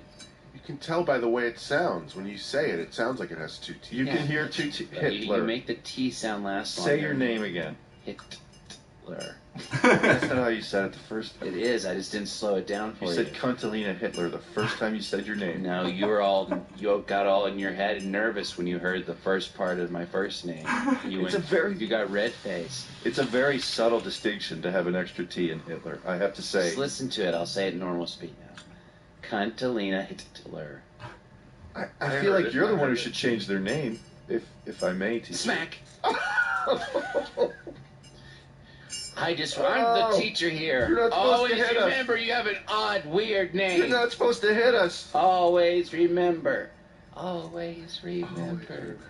Always remember. Hey, eHarmony guy. Yeah. You brought me back. You just, you went off for I zoned out for a little bit. I did take some ridicule when I was in elementary school. I had a teacher named Cuntalina Hitler. She has 3 T's in her name? It's very hard. It's 2 T's. How would you pronounce 2 T's? Oh, you mean the nominee for the Tea Party this year? Oh, that's right. Yes, the same person. Really made me insecure, which I blocked it out until you pointed out again that my name is Harbor Jekyll. It's so lucky you had her as a teacher. I don't think so. She's a great woman. No, it's not. I'm not surprised she's running for a Tea Party position. What's that mean? Well, there are radical sect in politics who wants to... I'm a Tea Partier. Okay, I consider a lot of the reckless and ignorant things they say to be dangerous to Name one of the ignorant things we say. Oh, they pushed for Obama not being born in this country, and they kept that alive for way too long. And that's how you understood it, that we wanted Obama to not be born in this country. That is that was not our platform. I think it sometimes couches racism. I think people don't like him. Cuntalina Hitler is so right when she says, Obama, show us your birth certificate and we'll drop it. She said those exact words. If he had nothing to hide, why wouldn't he just show us the birth certificate? Show us the money. This is not here nor there. We have pancakes and bacon to eat. And Fredo. Yeah. What are you doing? I'm checking my tweets. You need to keep this clock running on time. We have a dare left.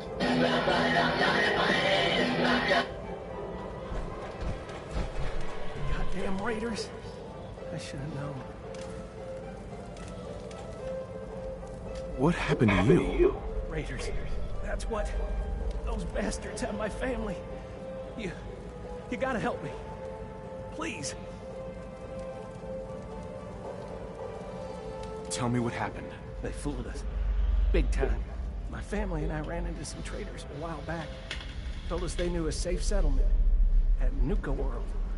But when we got there, found out they were raiders the whole time. Just stringing us along. I managed to escape, but my wife and son are still back there. I wanted to get some help and go back for them, but didn't count on taking a bullet. Let me help you first. I have a stim pack. No. I'll be fine. Save it for my wife and kid. For Lisa and Cody.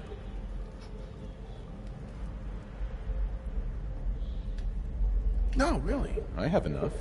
Take it. Jesus, they're running out of time. Please, just go. If not for them, do it for the Caps. I can pay you.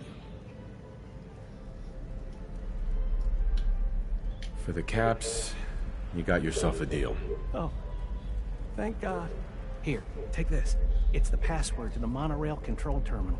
The fastest way to get to Nuka World is to take the Nuka Express, but I shut it down so those bastards couldn't follow me. Find the control terminal in the office, power it back up, and hurry. God knows how much time they have left.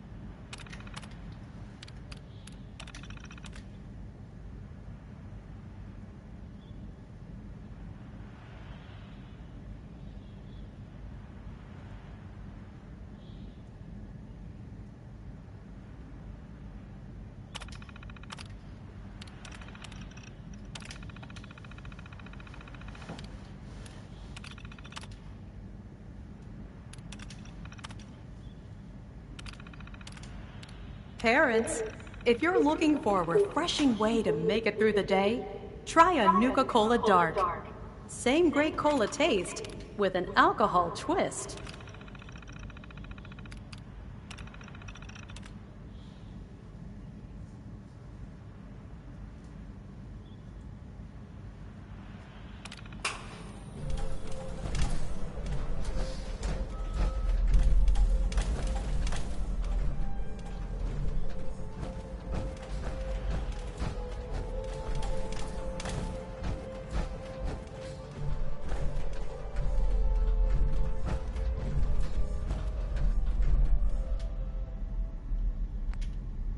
Nuka World is proud to be the only East Coast location serving Nuka Cola Quartz and Nuka Cola Victory. Hey, Try one today. Hold up.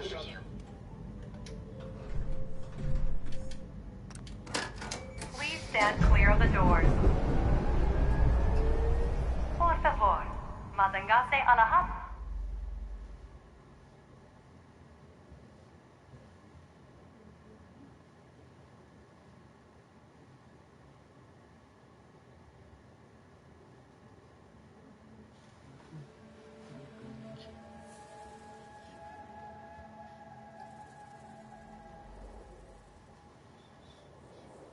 Hello, and on behalf of the Nuka Cola Corporation, we'd like to welcome each and every one of you aboard the Nuka Express monorail. For your own safety, please remain seated or utilize the provided handrail while the train is in motion. If you'll direct your attention to the right side of the monorail, you can observe Nuka World's famous Fizz-Top Mountain. Standing at over 100 meters tall, Fizz-Top Mountain is the largest man-made structure in Nuka World and features the 5-star Fizz-Top Grill. Coming up in the heart of Nuka World, Nuka Town, USA. So, Harvey bagged another sucker to help his family. Can't believe that gag still works. I only got a minute, so you better listen, and listen good. Name's Gage, Porter Gage, and the truth is you've been set up. This ain't no rescue mission. It's a death trap. But if you somehow make it through alive, I have an interesting offer for you. In the meantime, have fun and put on a good show. I'll be watching.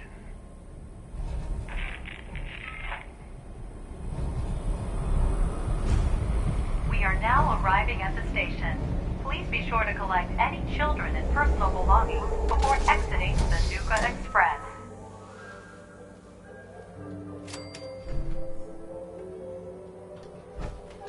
Attention all my favorite undesirables out there. In case you haven't noticed, looks like we got ourselves some fresh meat to run the gauntlet.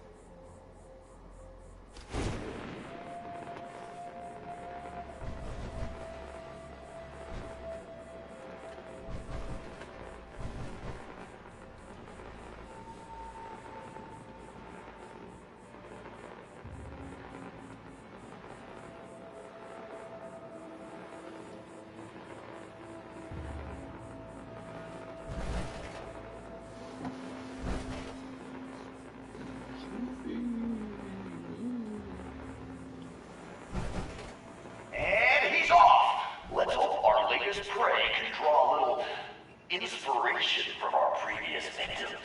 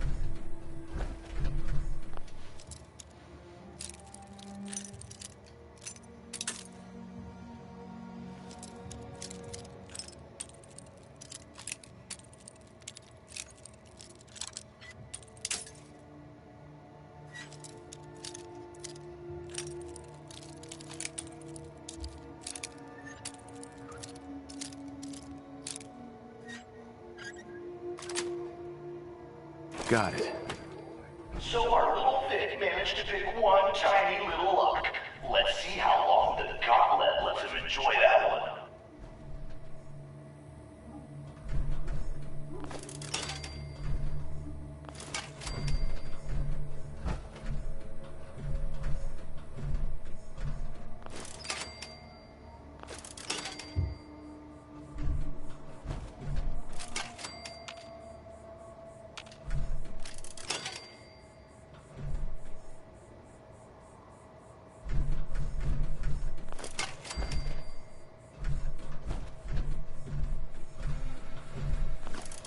So many tripwires.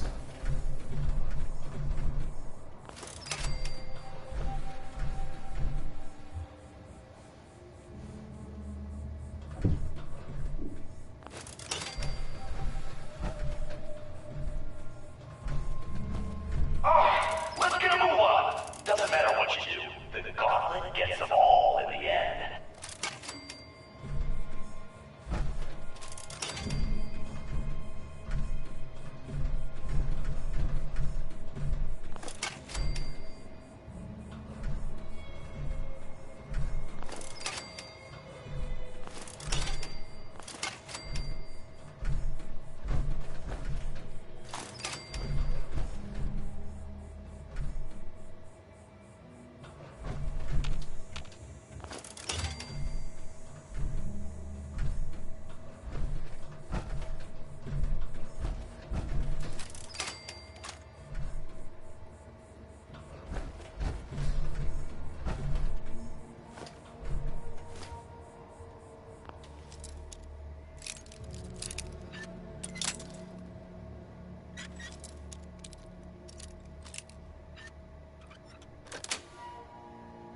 That's it.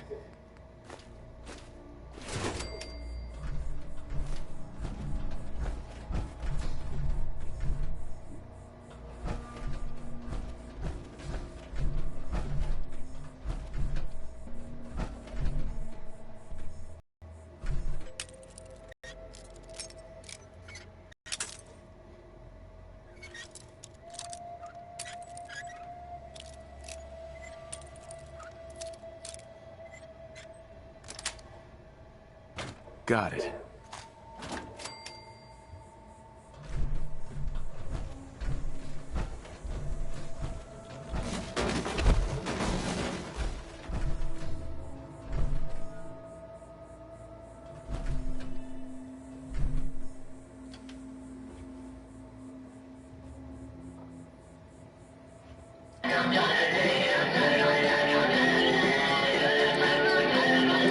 What did you learn this week? Featuring Andy Daly, Chad Carter, and Sean Conroy. Did you guys watch the George Harrison?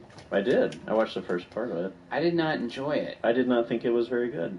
I thought it was... I assume part 2 is going to have all the scandalous stuff, like when he stole the song and Eric Clapton stealing his wife. Right. But nothing. It was all kind of like, yeah, he's a great guy. Yeah, and he went through spiritual change. Stuff. So boring to me. Yeah. It's sort of like, yeah, he's a quiet guy. Nice. The one that I'd always heard the name Stuart Sutcliffe before, but I guess it never stuck to me who that was. Like you always think of Pete Best as I guess he's called the fifth Beatle. Mm-hmm. But Stuart Sutcliffe was the first fifth Beatle, right? Yeah. But no one ever talks about him. What did he do? Was he a guitar player? Beatles? He was in the band when they were in their first stage in Hamburg. When they were in Hamburg doing the... And then he fell in love with this woman who was an artist, and then he just decided to become an artist. Right? Yeah, she was like this local German, and she was going out with a German guy who had something to do with the club, and then she got involved with him and started painting, and then he died. He died, right? Yeah. So yeah, it's sort of this whole thing of, but I guess he wasn't a big. I think he's just a guitarist. I don't think he sang or anything. Yeah, so that's why he's sort of like. But you're in a band with Lennon and McCartney. You got to hold your own a little bit. But you can also just go, you know what? These guys aren't going to be much. I'm going to try something different. Is that a total bummer? Yes. Then there's Glenn Matlock. He was in the original Sex Pistols. Oh, man. Yeah, I'm sure there's one of those in every big band, I guess. Yeah. I feel like we kind of deal with that at, like, shows. Dave You almost get on a Mustaine show and you're like, Metallica. oh, that's a huge hit. That must be fun. You know what I mean? That improv sitcom is an amazing show. Oh, exactly. Oh, how is this doing so well? Why can't I play the game with that guy? But yeah, but that is like Pete Best became. It's better that he wasn't known, because Pete Best became sort of like, if you're either a Yoko Ono or a Pete Best, like you're the guy who missed the boat or you're a pain in the ass. All right, so This is hard. Yeah. What's going on, guys? Have a seat. We wanted to talk to you about something. All right, let's get down to rehearsal. Right? This is not going to be fun. It's nothing personal. It's not anything. Oh, we're going to talk about taxes. No, not taxes. No. We are thinking of changing from The name. No. Beatles is a bit boring. No, we're going to Just a stick bug. with the It's Beatles. a wonderful name. I About think the it's Silver wonderful. Beatles. Oh, also, aside from that, has sure. anyone noticed that we spell it with a beat, B-E-A-T?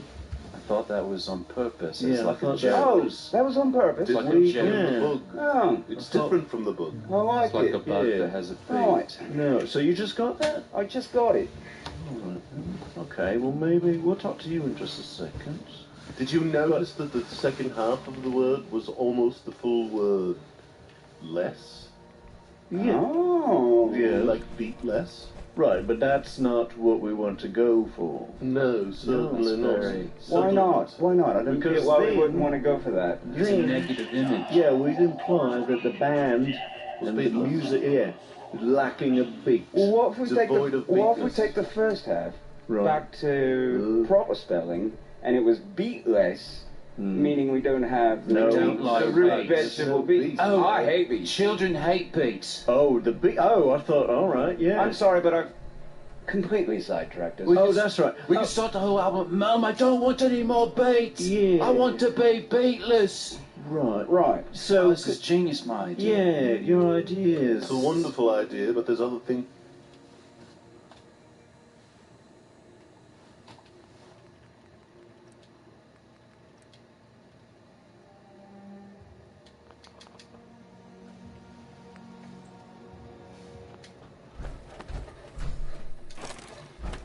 I think that monkey is playing your death march, Big.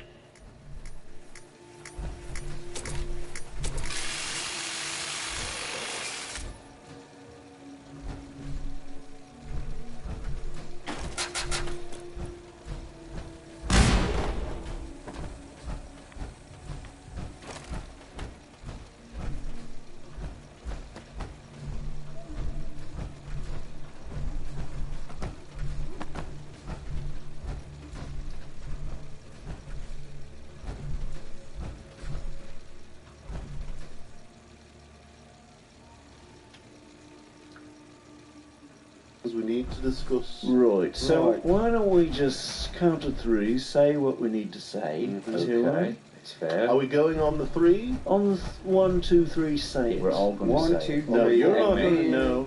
Okay, ready? 1, 2, 3. You're right. Lunch should be longer. No, wrong. Okay, you don't. We should have say- decided how to phrase it, because I Right. said you're fired. I And you said said you're you're out of the band. I said you're fired. I as well. said I'm out. I said lunches need to be longer when you guys were saying your thing. Okay, So you didn't hear what we said. Yeah, I was saying my complaint. All right, let's try it again. Right. Are we going with Let's go with what we said, not what with we you said, not No. with what you said? All right, that's kind of a power move. All right, I don't know what you guys said. It doesn't. Ready? Just ready? 1, 2, 3. You're Lunch should be fired at from the least an band. hour. Again, from the band, Not? it makes it not unison. It Yeah, makes from it the band sounds like you've hung a little bit out to dry there. I only heard from the band. No. That's all I heard from what you guys said, because I was talking about the lunch should be an This hour. isn't easy. No, This is these conversations never are. No. They never are. No. 1, 2, 3. You're You're fired. fired. You're fired. You're Oh, wait. To whom were you speaking? Who are you speaking? Who are you speaking? Specifically? I thought we were talking about how we're going to start making lunches. No, that has nothing to do with... You want to... And how did Fire that... them up. Oh, no. What are we speaking about? All right. We've decided we don't need a marimba. We don't need the marimba. Is excessive. That gives us a Latin flair that the Beatles are known for. No. The Beatles are known for this Latin flair. People say, I want to see the Beatles to get some English Latin flair. When we thought a marimba in lieu of a drum set was positive. Drums are hard. The whole set, it's hard to set up. You always said that. No, I know. You know I'm about efficiency in setup. There's a lot of traipsing back and forth to the van every show when there's a full drum kit. Right, that's a negative, but with marimba. Bim bam boom. Right. It's all contained. You put it up, and then you have your Q&A afterwards with the girls, and they always like that, and that's great. But people have lots of questions about the marimba. All right. Let's vote again. Are we going to keep the marimba? Before we vote So for it's the marimba marimba, that's the problem. Yes. I've got a late idea for name change. Oh, all right. Let's bring it to the table. Sea creature. Sea creature. Combined with our genre of music. All right. Getting in The one that he picked up. He got quite loopy after my son. Punchy, and did the wrestling team pinned his man. She's nice. Leave her a Al. I never did see Bess's Dead Dad, featuring Matt Walsh, Ian Roberts. Any more of your Sounds ideas? like a stupid song. No one will ever listen to such a song.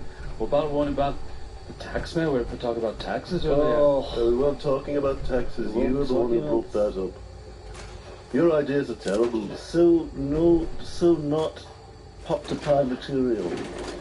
You're out of pop-to-pie. Yeah, that's the best way to say it. You're out of pop-to-pie.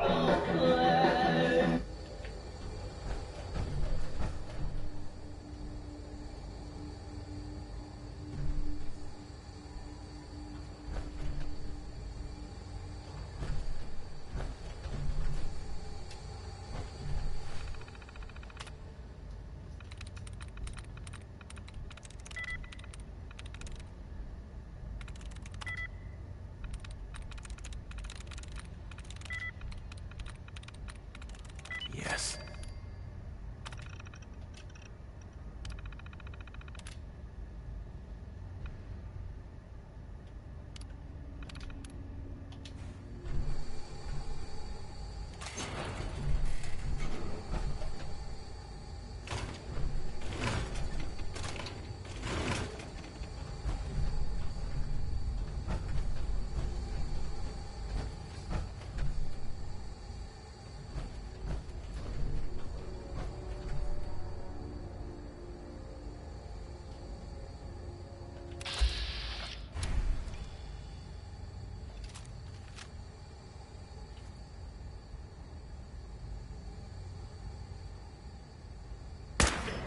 Oh, what?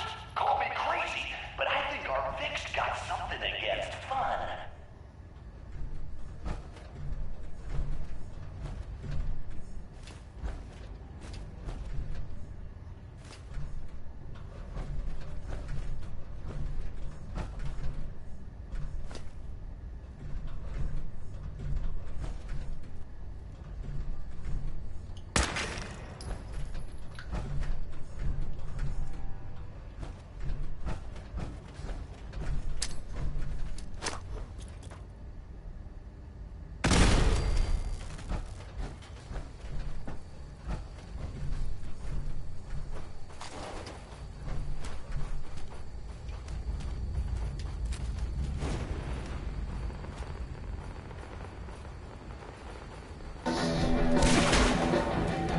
Letters from Matt Bess's Dead Dad, featuring Matt Walsh, Ian Roberts, and Brian Husky. I got a letter here. Like, I was going through my dad's stuff, and I guess letters used to be a huge deal. Like, my dad would collect letters, and reading the letters, like getting letters, was always a big part of every letter. But he got this one when he was 16. It's from a friend of his. Dear Sandy, Who are you in love with now? Georgie Adams or Emily O'Cal? I never did see either of those girls. Were they good looking or just sweet, motherly type?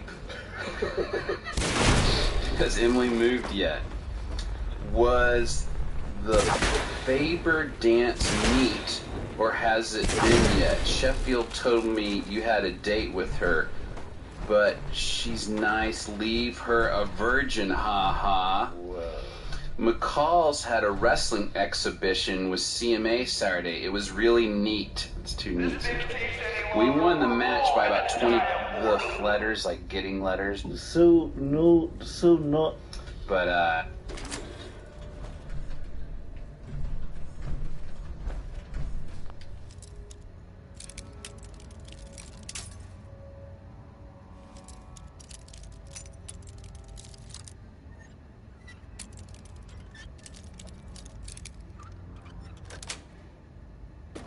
Nice.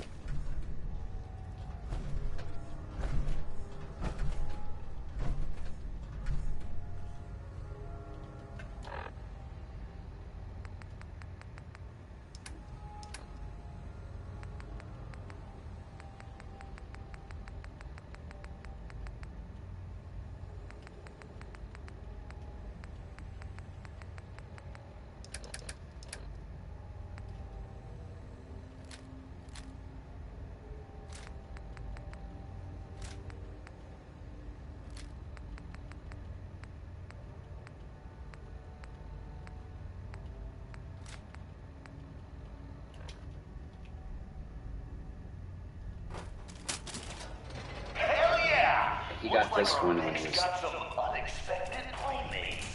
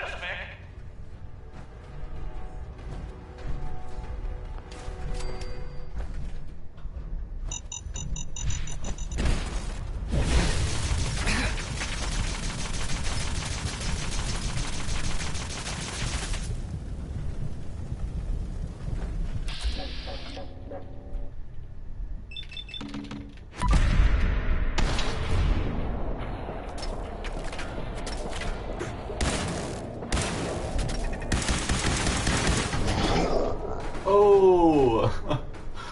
Oh no, I wasn't watching my health at all. Oh man. 16's from a friend of his.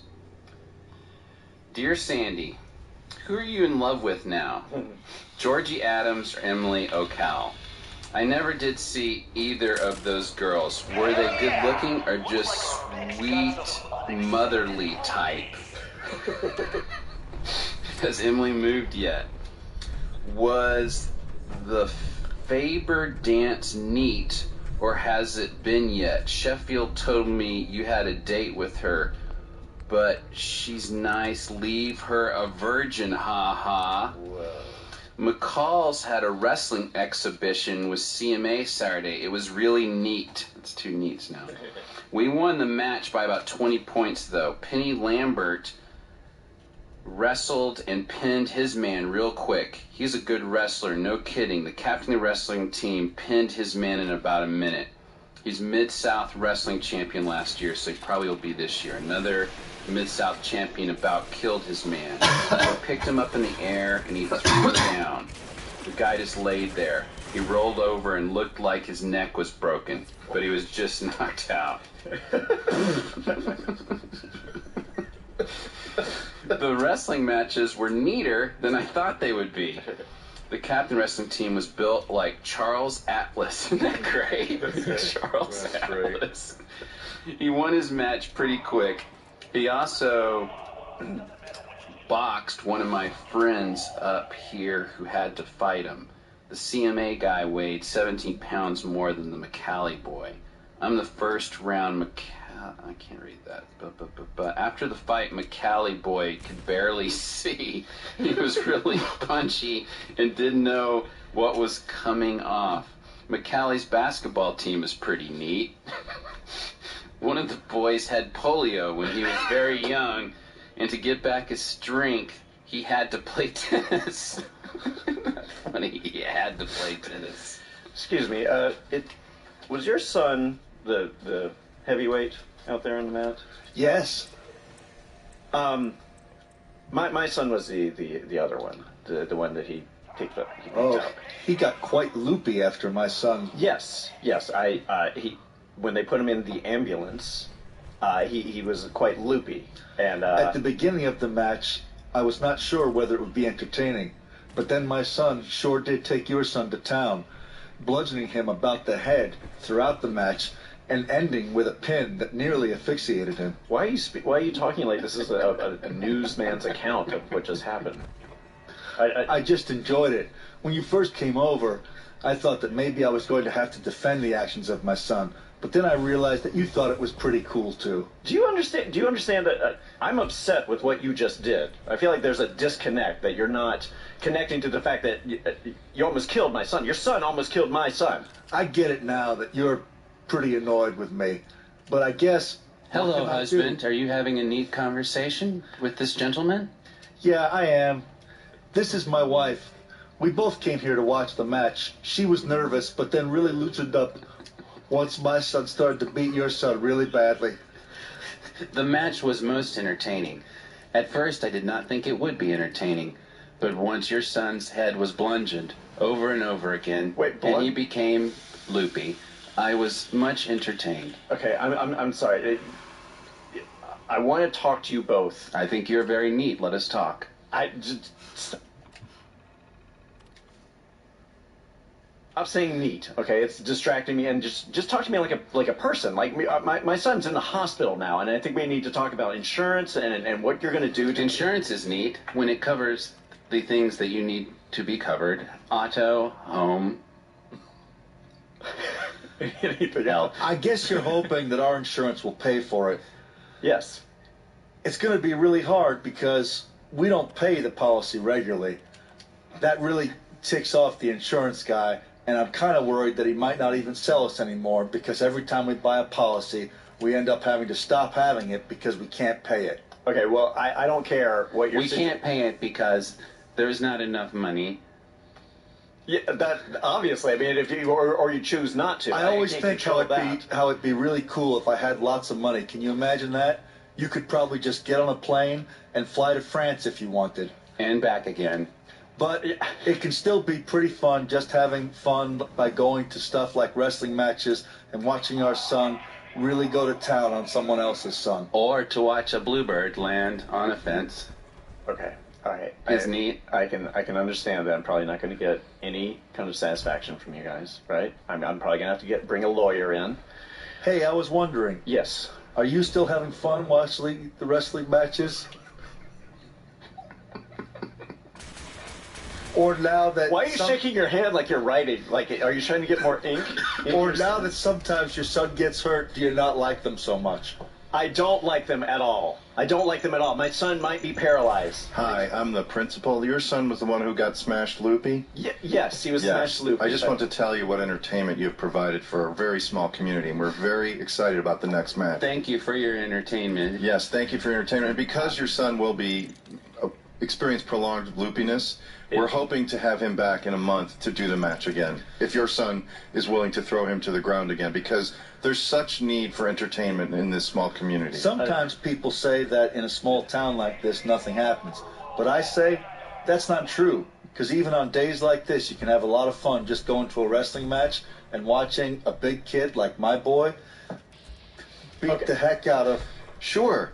And or watching a bird land on a fence. A bluebird. Okay. How about this? I just want to say, and even if you have loopiness, you can still contribute to a community by volunteering to let a large boy throw you to the mat. Okay, I'm going to try to talk on your level now, and maybe we can have a dialogue about what's going to be done. It sure is nice of you to realize that we're having trouble understanding what you're trying to get across. There is a certain disconnect that I'm not getting. Here, I'll step up on this box to be a level.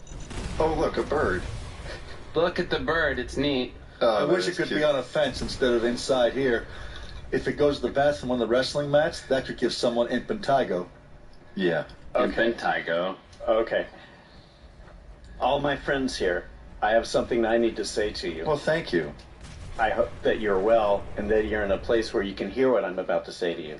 I'm hearing you so far. Hearing you so far. Hearing is fun. That's probably my favorite sense. And I hope Although smelling sure does work when there's apple pie around. Oh, yeah. But not bird poop. I like to touch a bird when it's on a fence. With Touching's a good sense. Touch finger. Tactile stimulation is often good times. Okay. But we digress. My son... He's crying. Might be paralyzed because of the wrestling match. He's been diagnosed from the hospital. Let me fucking finish my sentence! With loopiness. Shut the fuck up! Oh my... Shut the fuck up! Oh my god, what's happening now?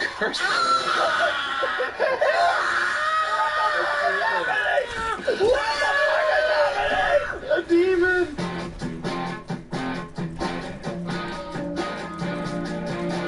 Commenter Spotlight, featuring Adam Pally, Gilles Eric, and John Gimberling. Alright, guys.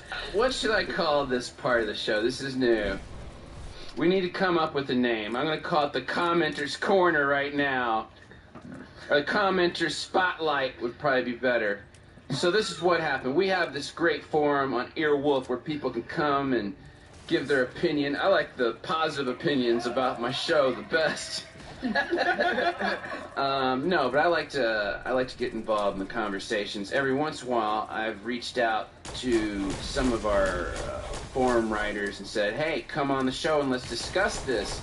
And I think they think that means I want to rake them over the coals, and maybe to a degree, but I do want to have a discussion because it frustrates me in this new world, your generation's world of these anonymous commenters, these one-way conversations.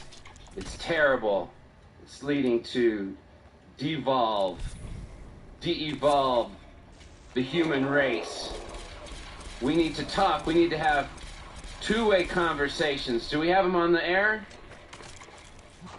What's his name, by the way? I only know his forum name. Hello? Hey, William Merryman. Hi. You also go by Neck Lord? Yeah. Okay, Neck Lord. How did this all start? We had a episode where we were discussing... You tell me. How did it remind me? What was the discussion? We were talking about what? You were talking about Star Trek, and I think someone brought up that some Star Trek fans think that the character Data in the Next Generation was somehow out of line with the Gene Roddenberry conception for the franchise. Right. And Why? you countered with... No, why though? Why? Why they felt that Yeah. it was countered. I guess maybe Gene Roddenberry didn't think that robots were in his conception of the universe, or So Gene Roddenberry didn't want to have robots in his mythology. But didn't Gene androids. Roddenberry contribute to Next Generation?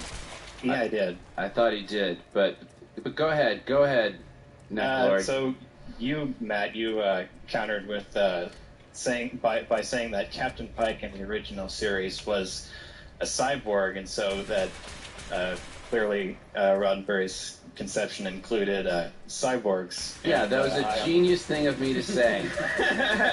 And there should be, if there's a Star Trek magazine website, there should be an article on this. I don't know who else has seen this or heard this, but it's a great insight I had. What episode was that? It wasn't the pilot. It was the second episode or the third episode with Captain Pike. The episode of Star Trek? Yeah. It was around the middle of the first season. It's a strange episode because it includes a lot of footage from the original pilot for the show, and yeah, because they got rid of the original Captain Pike because they didn't like him as an actor, and they brought in Shatner, right?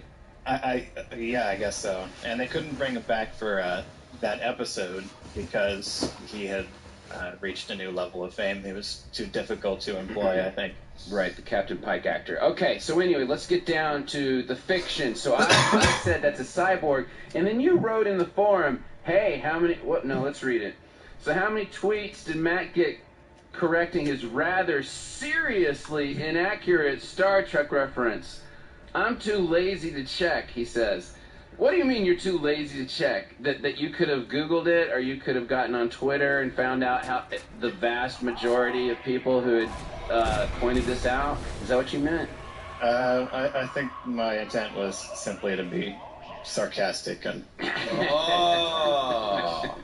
And seriously inaccurate. Not just inaccurate, but like worthy of being called not a Star Trek fan is what I think you meant, right?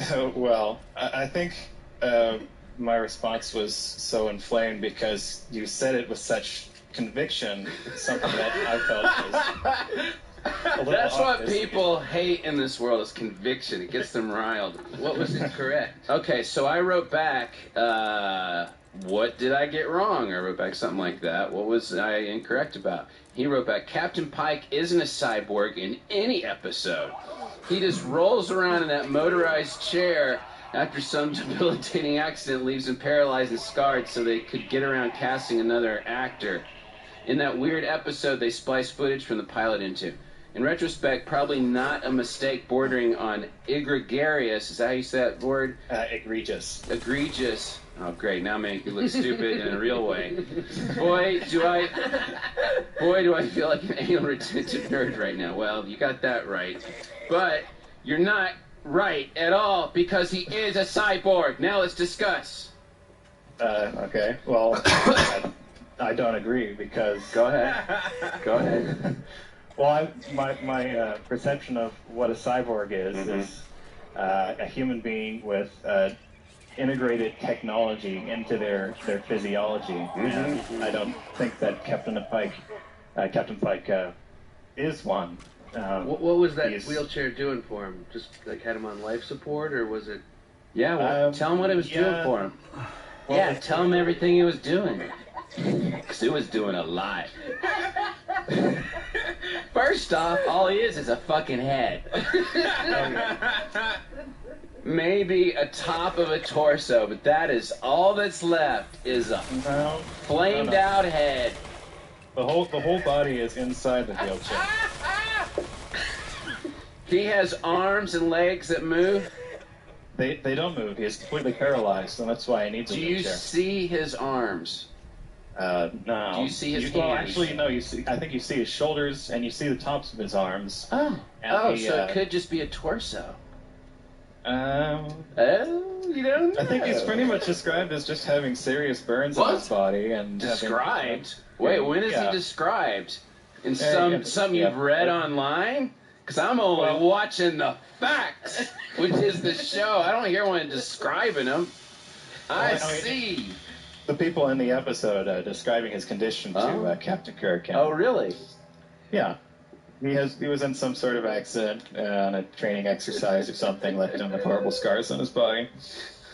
So horrible he can't fucking talk? Yeah. How do scars make it where you can't talk?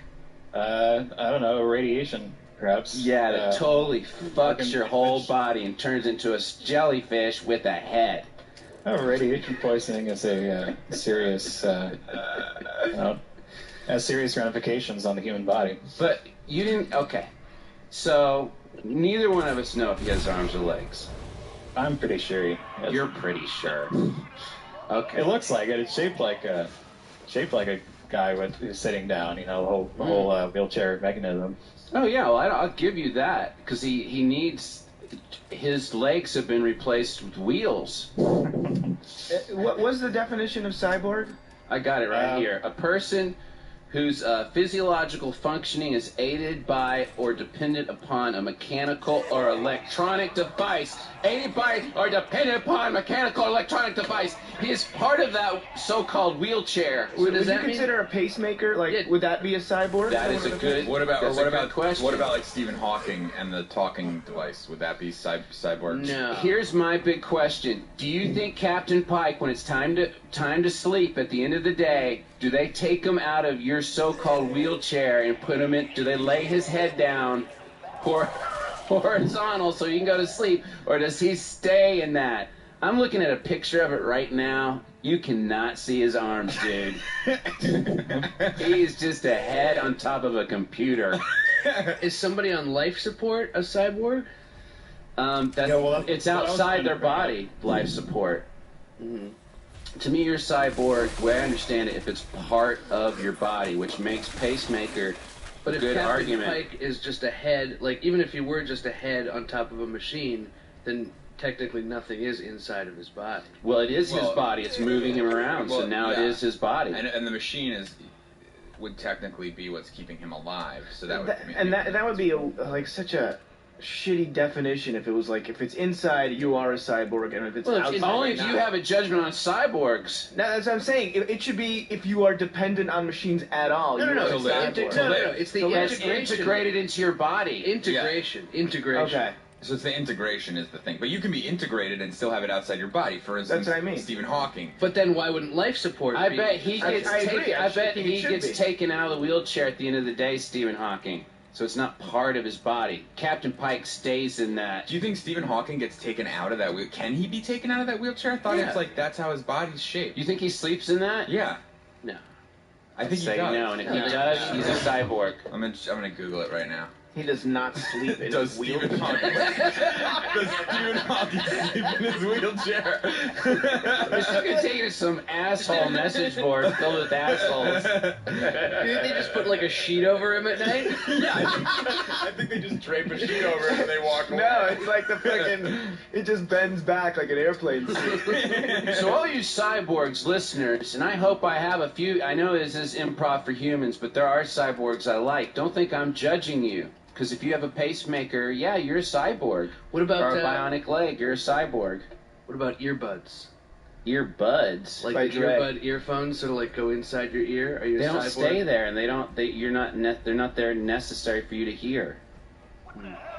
God, guys, please try to understand what a cyborg is. What if you swallow some kind of mechanical device? Are you a cyborg while it's passing through? I just googled does Stephen Hawking sleep in his wheelchair? Yeah. And I got sent to a site dedicated to Stephen Hawking about all his beliefs. And one of the third thing down, it's like frequently asked questions about Stephen Hawking. The third question down is, does Stephen Hawking sleep in his wheelchair? And the answer is, I assume he has a bed, just like everyone else. But Captain Pike don't have a bed. Okay, keep Necklord on the line here.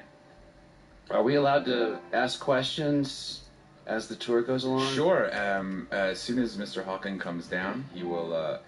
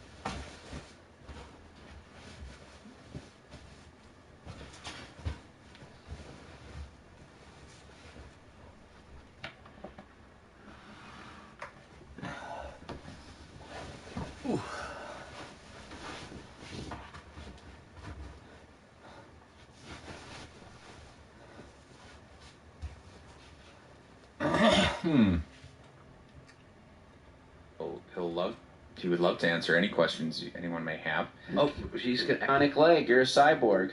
What about earbuds? Earbuds, Like earbud earphones, sort of like go inside your ear. Are you they a don't cyborg? stay there, and they're not there necessary for you to hear. God, guys, please try to understand what a cyborg is. What if you swallow some kind of mechanical device? Are you a cyborg while it's passing through? I just googled does Stephen Hawking sleep in his wheelchair? Yeah. And I got sent to a site dedicated to Stephen Hawking about all his beliefs. And one of the third thing down, it's like frequently asked questions about Stephen Hawking. The third question down is, does Stephen Hawking sleep in his wheelchair? And the answer is, I assume he has a bed, just like everyone else. But Captain Pike don't have a bed. Okay, keep Necklord on the line here. Are we allowed to ask questions as the tour goes along? Sure. As soon as Mr. Hawking comes down, he will he would love to answer any questions anyone may have. Oh, he's actually going to be here. Oh yeah. Who else is going to give a private tour of Stephen Hawking's house? Does he sleep in the wheelchair? Can I just ask right away? No, he has a bed just like everyone else. Not everyone has a bed. Homeless people don't have beds. Hello. Hi. I'm just waking up. Holy shit. Oh. Yeah. Hello. That's nice. I'm a huge fan. You are the smartest man in the world. Thank you. Thank you very much. Do you sleep? You sleep? I'm sorry. Oh wow. I told him not. Don't. Is this a science question? Yeah. In a way, yeah. They want to know if you sleep in a bed. Do you sleep? No. I want to know if he sleeps in his wheelchair. I'm highly insulted. Why? Because you don't want to ask me about the universe. Can I ask this? Yes. Is there a hole in your wheelchair that you Excuse me. shit through? All right. Okay. Oh my God. All right. You're really upsetting Steve. Oh, sorry. We'll put it in the way. Is there a black hole in your wheelchair? Now, do you want to answer it? Is there a negative circular space in the bottom of your wheelchair? That's not the problem with the question. Is there a wormhole you shit into that's designed? Stephen, I am so sorry. These two boys came in here to take the tour, and I didn't think that they were. We're huge fans. Are you? Just because we're not all uptight and into the science aspect of you. Okay. Well, what other thing are you a fan of? He's the closest human to cyborgs. We're totally into cyborg science fiction. We love cyborgs. I love Data. Data's my favorite. Data is not a cyborg. He is. You guys both love cyborgs, yet you can't agree. He's an android. I'm sorry. You both love cyborgs, and yet you can't agree on who is or what is a cyborg. He's an android. He's an android. Yes, Stephen. If you'll excuse me, I have to go to the bathroom. Please don't let these two idiots follow me. Why can't you just do it right here? You don't want to see. He has a special room that he uses. A bathroom? Yeah, we don't have that. Don't answer that question. No, there is a special room. It is called the bathroom. I don't want to be an asshole while he's in the bathroom. Can I ask a question? Yes, of course. It seems like, since I'm not trying to be funny, but No. since he is a genius, Yeah. I mean the smartest man, that he could design a way of pooping, sleeping, doing whatever you want to do in a wheelchair. Why can't he use his brain power to designing something like that? He's very proud. He's very proud, and he wants to be treated like everyone else. Thank you for whispering. He's very proud, and he. I'm not even sure what I'm saying with that. This is with pride. I've fallen in the bathroom. Oh God. I've fallen. He tried to get out of his wheelchair by himself? Yeah. If you could excuse me, I have to go. Does this in. happen a lot? Can we come with you? I might need some help. Come, we're coming in. I'm bringing the kids in. What? No. I need some. You might need some help, and oh God. Oh. Don't look at me. Shit. Were you jacking off?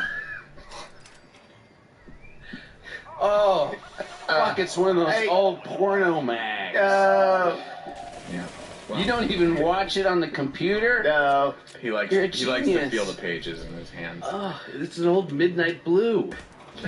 I love Midnight Blue.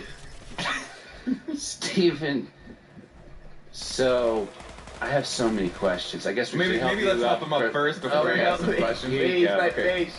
Someone's gonna have to hold the face. You have to grab him by his face, and then someone has to grab the legs. And then I'll take the middle. I'll grab the computer. I'll grab the face. Please, could you just grab the legs and I'll take the computer. Okay, on. You want us to count on 3? Steven? Yes? Can you stop jacking off, please, while we're lifting you off the ground? This is just a regular bathroom. This is Steven. No, it's a mechanical bathroom. I built it. So sad. Can I say, just be honest, you were a hero of mine, but you've wasted all your brain power thinking about all that crap, all that gobbledygook, where you could have been designing stuff that helps people like you. What you call everything I've done gobbledygook? Yeah, I don't get it.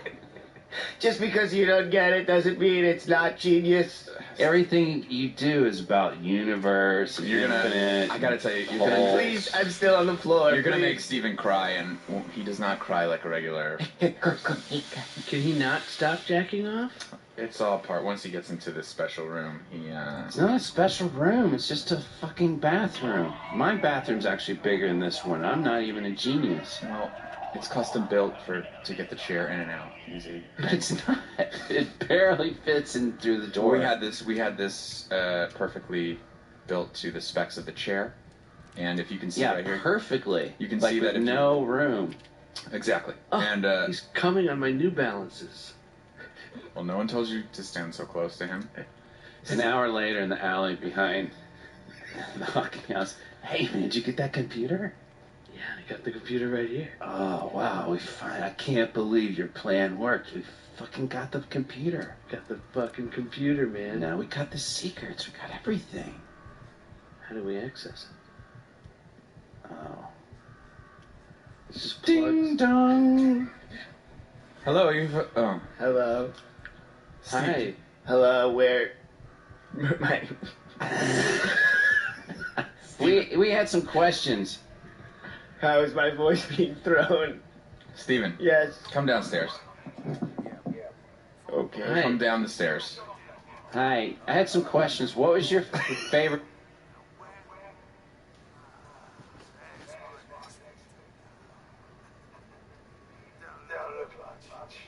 Here's a quick rundown of how this works.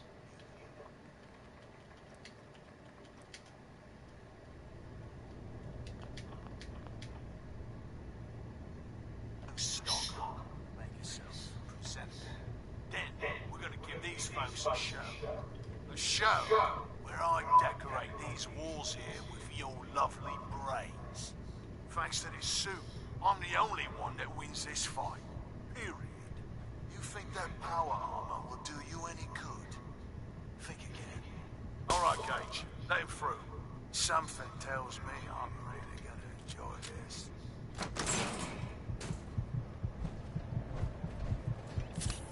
It's almost time. After a run like that, this ought to be the best slaughter yet. Remember, longest survival time.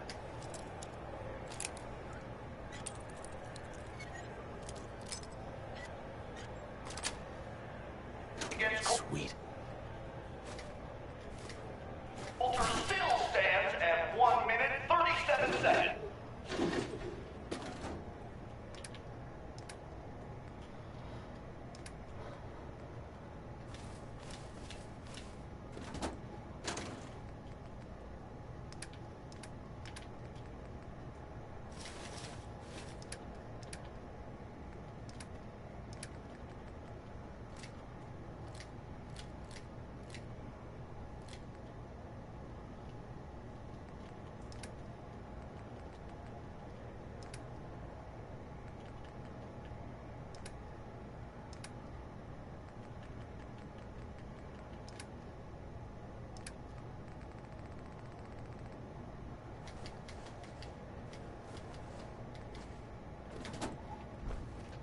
The slaughter is starting soon, so if you're gonna watch it, now is the time.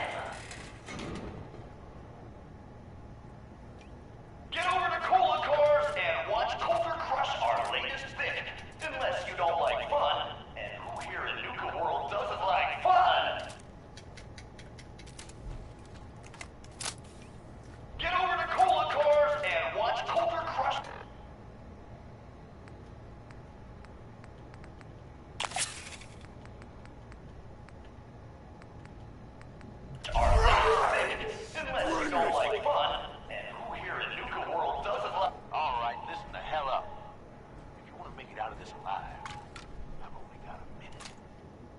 find the intercom on the wall.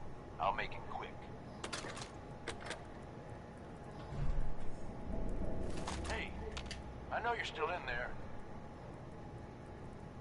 Excellent.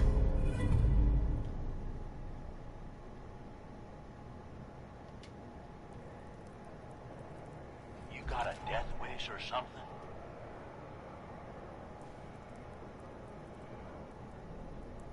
Time's wasting here.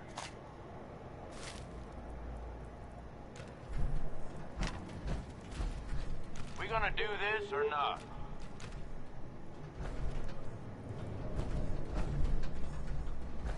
Hey, I know you're still in there.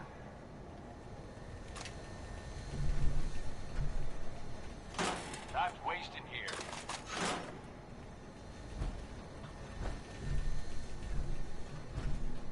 Time's wasting here.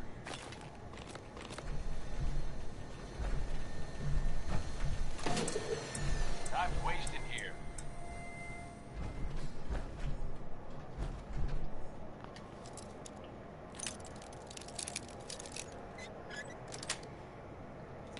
Got it. Hey, I know you're still in there.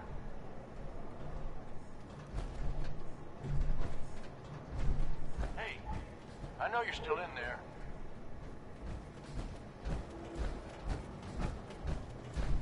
Time's wasting here.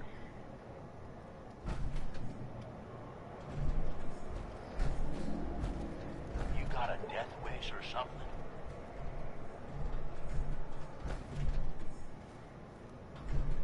We gonna do this or not?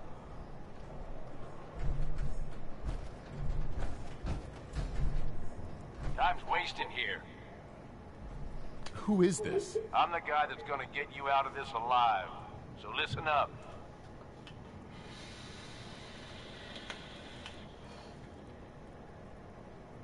Oh, yeah? This ain't just about what's in it for me. Both of us reap the rewards if you pull this off.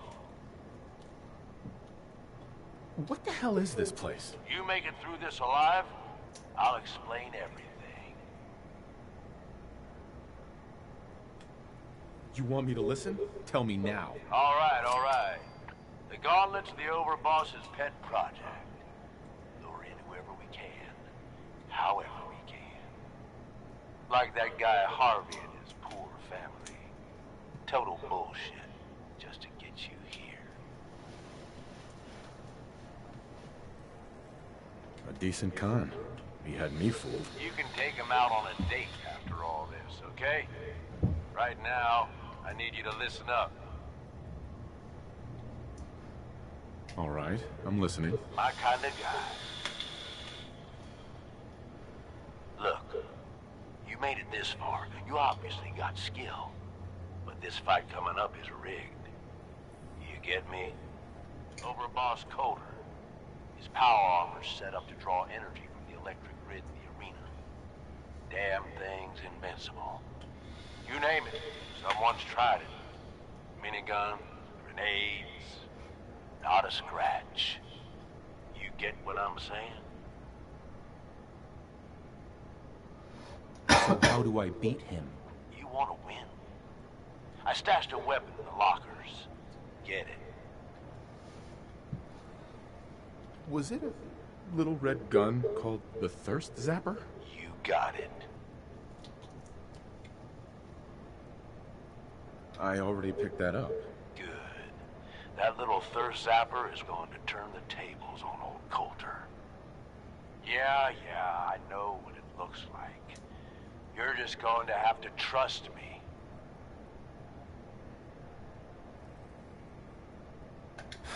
Well, I've always wanted one of these. Would have made a great toy for Sean. Oh, great. You're a lucky day. Congratulations. Now we can get on with it. Once the water hits Coulter's electrically charged power armor, the circuits are gonna short out. It'll kill his defenses, but you only have so much time to do some damage. Staying hydrated is half the battle, right? He ain't got a choice. Uh-huh. All right, it's time.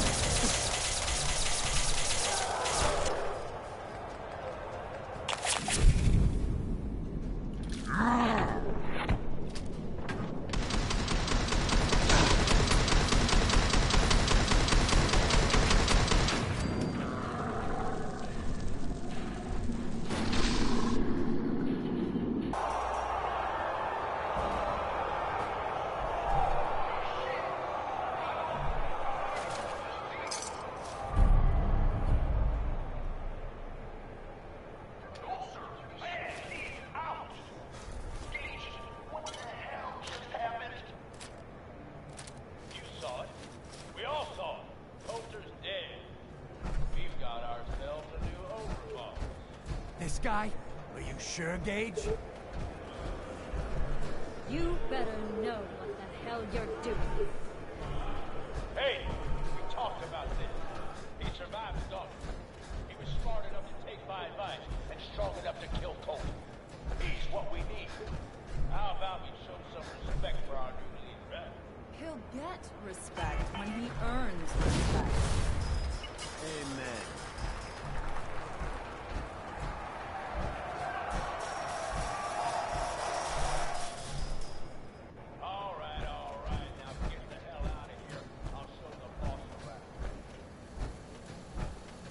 Hey. Yes, sir?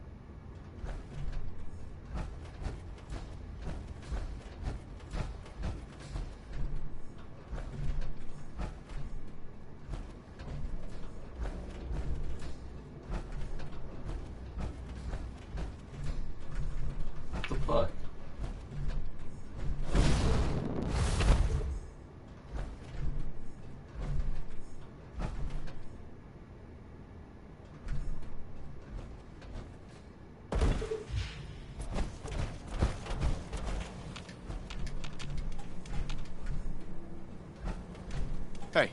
How may I be of service? See if he had anything worth taking.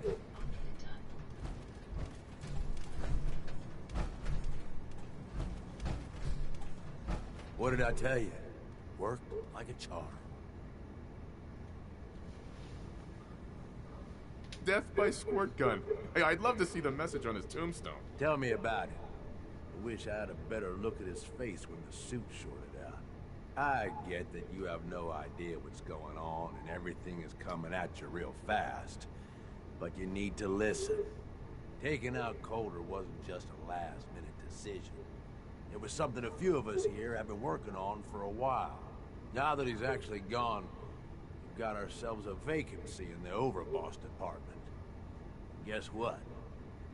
You just got the job. All I'm asking is that you trust me on this and give it a shot. I swear, it'll be worth it.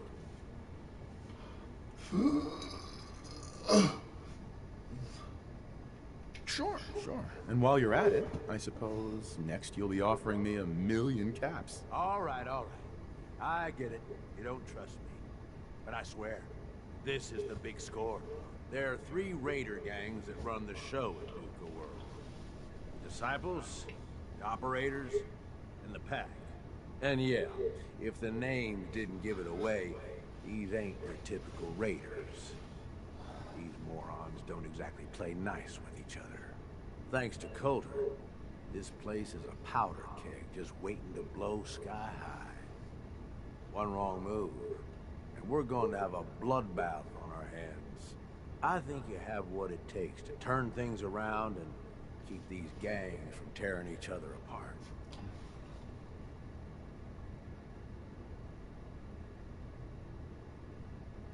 Fine, but it better pay well. I'm not doing this for free. Don't worry.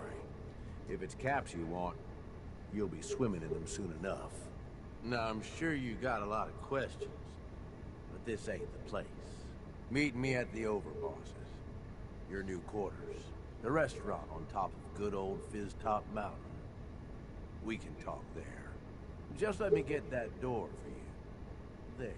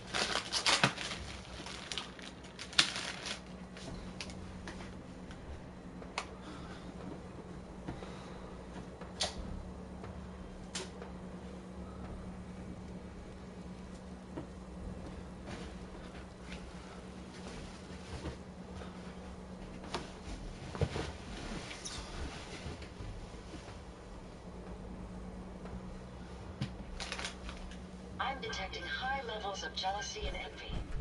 Oh, wait. That's me.